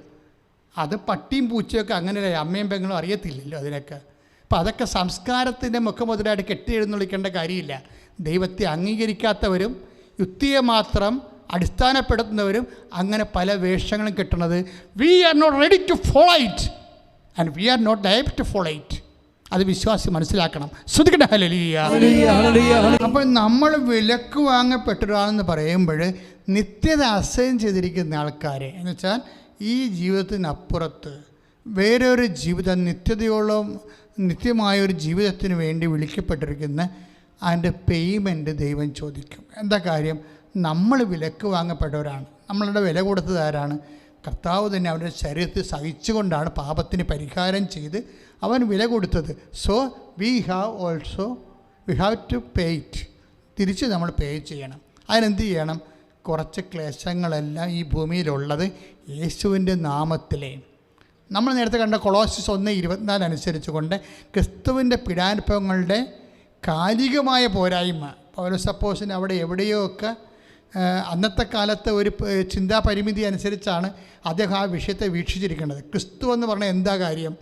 ക്രിസ്തുവിൻ്റെ പീഡാനുഭവങ്ങൾ പോരായ്മ ഒന്നുമില്ല. പക്ഷേ എന്താ പ്രശ്നം വെച്ച് കഴിഞ്ഞാൽ ക്രിസ്തു പൗലോസ് അപ്പോസ്തലൻ പത്രോസ് പറയുന്നുണ്ട് ക്രിസ്തു എന്നും നിലനിൽക്കുന്നുവെന്ന്. ശ്രുതികട്ടെ ഹല്ലേലൂയ. യോഹന്നാൻ 12:34 ക്രിസ്തു എന്നേക്കും നിലനിൽക്കുന്നു എന്നാണല്ലോ നിയമത്തിൽ ഞങ്ങൾ കേട്ടിട്ടുള്ളത്. Price the Lord. അതാണ് വിഷയം. യോഹന്നാൻ 12:34 അനുസരിച്ചുകൊണ്ട് ക്രിസ്തു ഏതെങ്കിലും ഒരു കാലഘട്ടത്തിൽ നിലനിൽക്കുന്ന ആളല്ല, കാലത്തിൻ്റെ ഒപ്പം നിലനിൽക്കുന്ന ആളാണ്. അപ്പോൾ കാലത്തിൻ്റെ ഒപ്പം നിലനിൽക്കുമ്പോഴേ ക്രിസ്തുവിൻ്റെ ശരീരത്തിലുള്ള കാലത്തിൻ്റെ ഒപ്പമുള്ള ക്രിസ്തുവിൻ്റെ സഹനങ്ങളുടെ പോരായ്മയാണ് സഹനസഭ നികർത്തിക്കൊണ്ട് പ്രപഞ്ചത്തിൻ്റെ പ്രകൃതി ലോകത്തിൻ്റെ പാപങ്ങൾക്ക് പരിഹാരമാക്കുന്നത്. അതായത് ക്രിസ്തു എന്നും നിലനിൽക്കുന്നു. അപ്പോൾ എന്നും നിലനിൽക്കുന്ന ക്രിസ്തു അതിൻ്റെ സഹനങ്ങളിൽ എന്തെങ്കിലും പോരായ്മ ഉണ്ടെങ്കിൽ തീർച്ചയായിട്ടും ഇപ്പോൾ പല വ്യാഖ്യാതാക്കളും പറയണത് ഒരു മനുഷ്യനായ ക്രിസ്തു മനുഷ്യൻ എന്ന നിലയിൽ കർത്താവിൻ്റെ സഹനങ്ങളിൽ പോരായ്മ ഉണ്ട് എന്ന് പറഞ്ഞു കഴിഞ്ഞാൽ അത് ഒരു മനുഷ്യന് സഹിക്കാവുന്നതിൻ്റെ മാക്സിമം സഹിച്ച ആളാണ് യേശു അല്ലേ? അവസാനത്തുള്ളിൽ ചോര വരെ തന്നാണ്. പക്ഷേ ക്രിസ്തു എന്നും നിലനിൽക്കുകയാണ്. എന്നും നിലനിൽക്കുന്ന ക്രിസ്തുവിൻ്റെ ശരീരത്തോടാണ് മൗതിക ശരീരത്തോടാണ് സഭ. ആ സഭയിലാണ് നമ്മൾ സഹിക്കുന്നത്. അപ്പോഴെന്താണ്? ക്രിസ്തുവിൻ്റെ സഹനത്തിൻ്റെ തുടർച്ചയാണ്. അപ്പോൾ ഈ സഹനത്തിൻ്റെ തുടർച്ച നമ്മൾ ആരുടെ പേരിലാണ് എടുക്കണത്? ക്രിസ്തുവിൻ്റെ നാമത്തിലാണ് എടുക്കുന്നത്, ക്രിസ്തുവിൻ്റെ നാമത്തിൽ. അപ്പം അതുകൊണ്ട് തന്നെ എന്ത് ചെയ്യും? പിതാവായ ദൈവം മഹത്വപ്പെടും. ക്രിസ്തുവിൻ്റെ നാമത്തിൽ ക്രിസ്തു മഹത്വപ്പെട്ട് കഴിഞ്ഞാൽ പിതാവായ ദൈവം മഹത്വപ്പെടുമെന്ന് ഈശോ പറഞ്ഞിട്ടുണ്ട്. അപ്പോൾ അതിലൂടെയാണ് മഹത്വത്തിലേക്ക് നമ്മൾ ഒരു തീർത്ഥയാത്രയാണ്, മഹത്വത്തിൻ്റെ തീർത്ഥയാത്രയാണ് ശരിക്കും പറഞ്ഞാൽ ക്രൈസ്തവൻ്റെ ഈ ലോകത്തെ ജീവിതവും അവൻ്റെ പ്രതികൂലമായ ജീവിതാനുഭവങ്ങളും. അതൊരു വിശ്വാസിയെ സംബന്ധിച്ചിടത്തോളം വിശ്വാസം പ്രഖ്യാപിക്കാൻ, പ്രത്യാശ ഏറ്റുപറയാൻ, സ്നേഹം പ്രകടിപ്പിക്കാനുള്ള ദൈവത്തിൻ്റെ പദ്ധതിയുടെ ഭാഗമായിട്ടാണ് ഒരു വിശ്വാസി എടുക്കുന്നത്. ദാറ്റ് മീൻസ് ഈ കാര്യങ്ങൾക്കെല്ലാം ഉടമ്പടി പുതിയ അർത്ഥം നൽകുന്നതാണ് ഉടമ്പടിയുടെ വിജയം. എന്താ അർത്ഥം എന്ന് പറഞ്ഞാൽ വിജയം തന്നെ ചില സമയത്തൊക്കെ ഒരു കഷ്ടപ്പാടുകളുടെ ഒരു അംശം ഉണ്ടാവും. കാര്യം എന്താണ് കാര്യത്തിൽ എന്താണ് കഷ്ടപ്പാടിൻ്റെ അംശം ഉണ്ടാകാൻ കാരണം? കഷ്ടപ്പാടല്ല, ഇപ്പോൾ നമ്മൾ 1ാം ക്ലാസ് പാസ്സാകണേ, പക്ഷേ നമ്മൾ IAS പാസ്സാകണേ. അപ്പോൾ IAS 1ാം ക്ലാസ്സിൽ ഇരിക്കുന്നതിനെ സംബന്ധിച്ചിടത്തോളം IAS കഷ്ടപ്പാടാണ്. IASകാരന് IAS കഷ്ടപ്പാടല്ല, എങ്ങനെയെങ്കിലും പരീക്ഷ വരാനുണ്ട് കൊതിക്കുക. അവിടെ പക്ഷേ കഷ്ടപ്പാടെന്ന് പറയണത് വ്യക്തിപരമാണത്. ഈ കൊടുത്ത പോയിന്റ് മനസ്സിലായില്ലേ?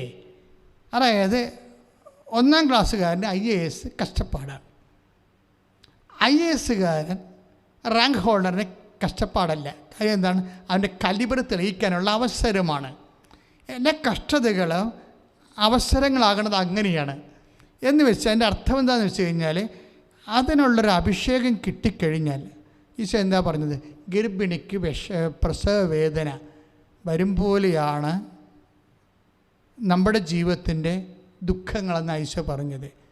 അപ്പോൾ ക്രിസ്തുവിന് ശേഷമാണ് അത് ഗർഭിണിയുടെ വേദനയായിട്ട് വരണത്. അല്ലെങ്കിൽ നാട്ടുകാരുടെ തല്ലുകൊള്ളവൻ്റെ വേദന അല്ല നമ്മുടെ ദുഃഖം, ഗർഭിണിയുടെ വേദന എന്ന് ഈശോ പറഞ്ഞത്. യോഹന്നാൻ 16:21 21 വാക്യം വായിച്ചോളൂ. സ്ത്രീക്ക് പ്രസവവേദന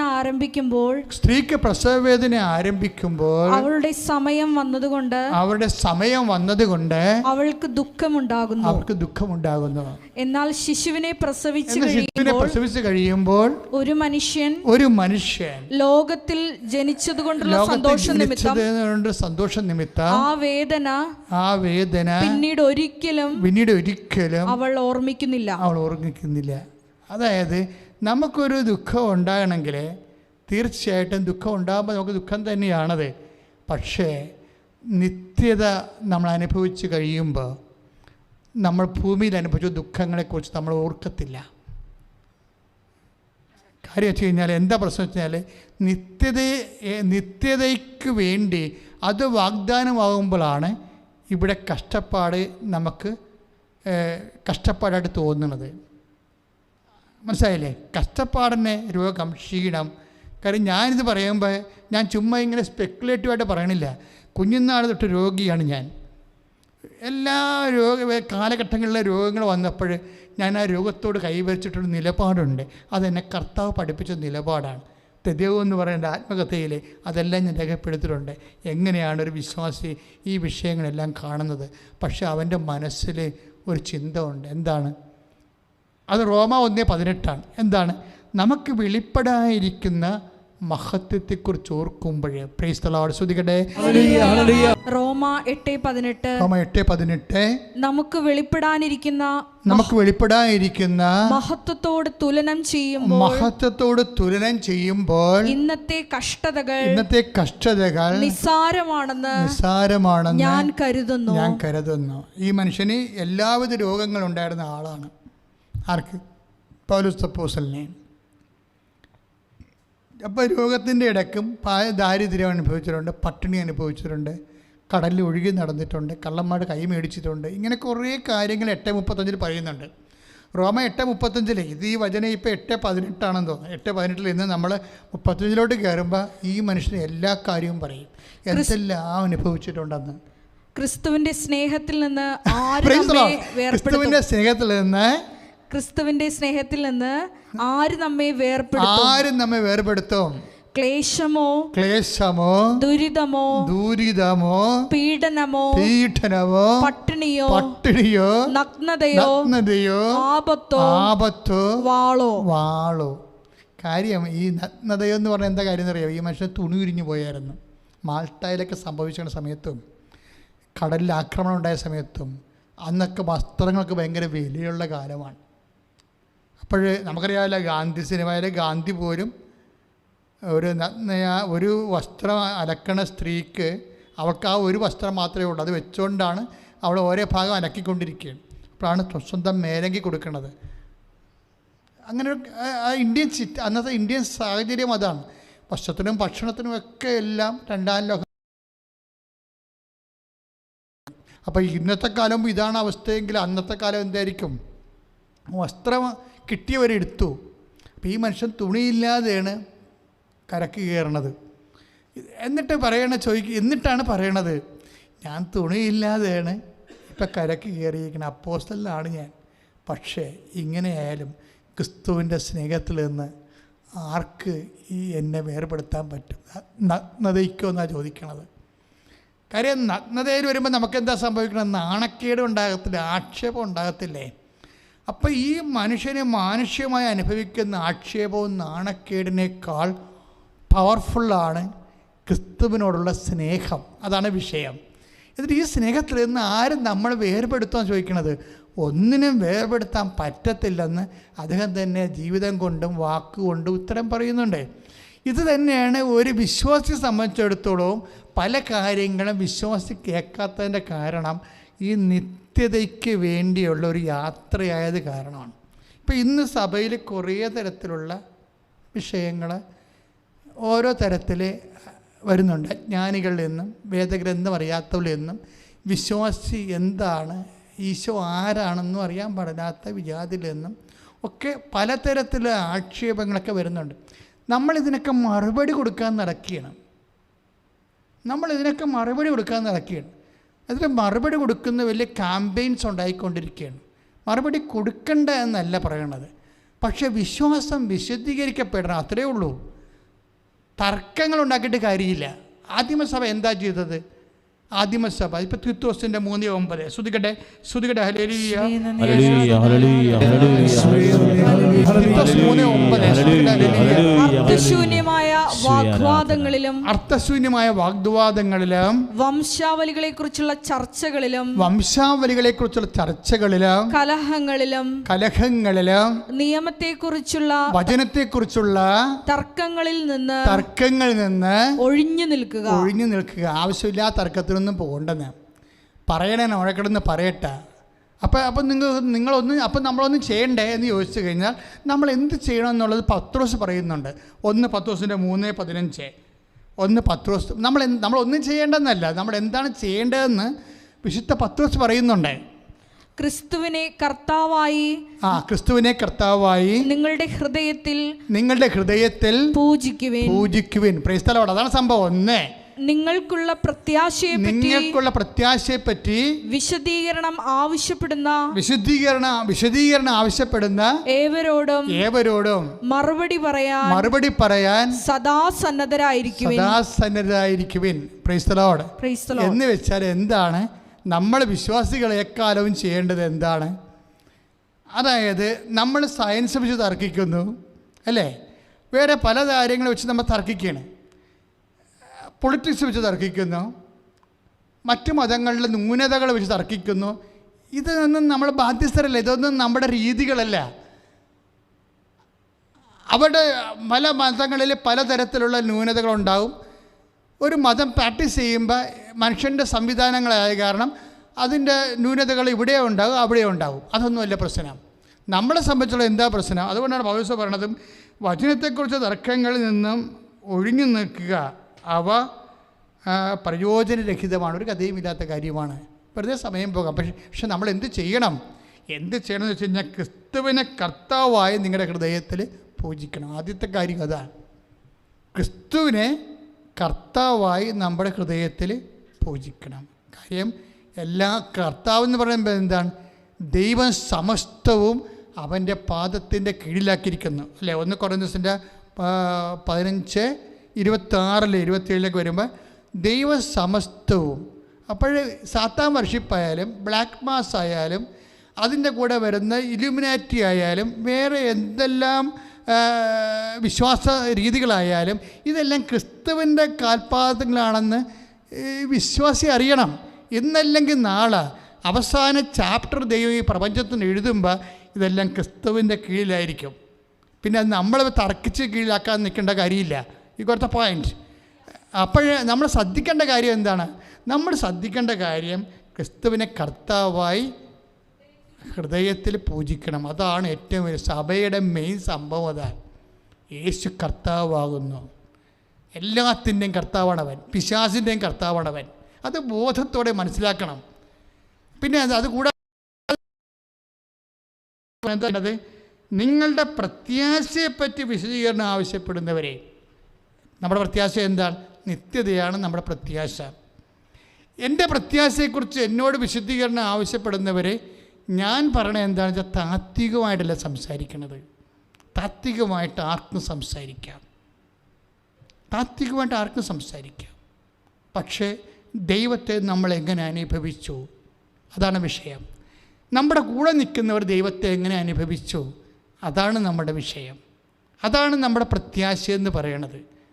അതുകൊണ്ടാണ് കൃപാസനം ഇപ്പോൾ ഇത്രയും വിഷയങ്ങൾ, പല വിഷയങ്ങൾക്ക് വിവാദ വിഷയങ്ങളൊക്കെ സഭയിലേക്കും അതുപോലെ തന്നെ സമൂഹത്തിൽ ഉണ്ടാകുമ്പോൾ നമ്മളെപ്പോഴും സാക്ഷ്യം കൊണ്ടാണ് മറുപടി പറയണത്.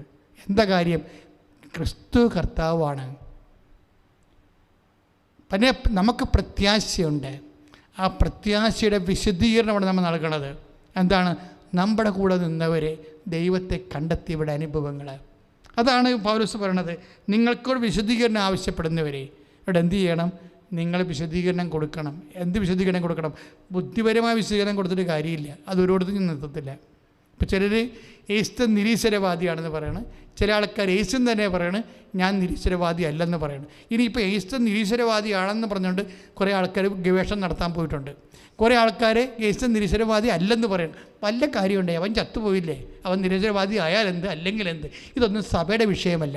സഭയുടെ വിഷയം എന്താണ്? ക്രിസ്തു കർത്താവാണ്. ശ്രുതികട്ടെ ഹല്ലേലൂയ.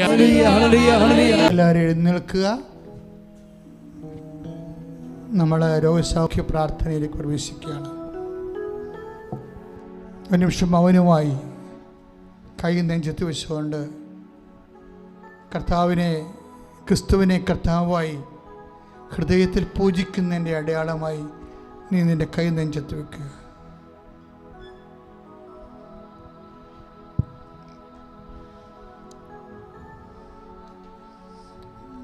നല്ലവൻ ഐശ്വര്യ നിൻ്റെ ഉന്നതമായ നാമത്തിന് സ്വസ്ത്രം ചെയ്യുന്നു. കർത്താവ് നിൻ്റെ ഉന്നതമായ നാമത്തിന് സ്വസ്ത്രം ചെയ്യുന്നു. കർത്താവ് ഈ നിമിഷം മുഴുവൻ ഞങ്ങൾക്ക് ആവശ്യമായ വചനങ്ങൾ നീ ഞങ്ങൾക്ക് നൽകി. അങ്ങയുടെ വചനങ്ങൾ കേട്ട് ഞങ്ങൾക്ക് അഭിഷേകം പ്രാപിച്ചിരിക്കുന്നു.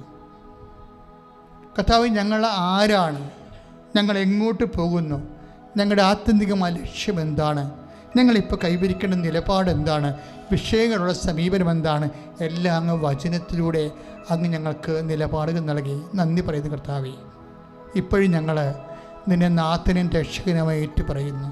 കർത്താവ്, അനേകം മക്കൾ ഇപ്പോഴ് ഈ ആരാധന കൂടിയിരിക്കുന്നവർക്ക് ജീവിതത്തിൽ ഒത്തിരിയേറെ വിഷമമുണ്ട്. അവർക്ക് രോഗങ്ങളുണ്ട്, അവർക്ക് കടങ്ങളുണ്ട്, ജീവിത ഭാരങ്ങളുണ്ട്. അവർക്ക് എന്ത് ചെയ്യണമെന്ന് അറിയത്തില്ല. മക്കളെക്കുറിച്ച് ഭാരപ്പെടുന്നവരുണ്ട്, ജീവിത പങ്കാളിയെക്കുറിച്ച് ഭാരപ്പെടുന്നവരുണ്ട്.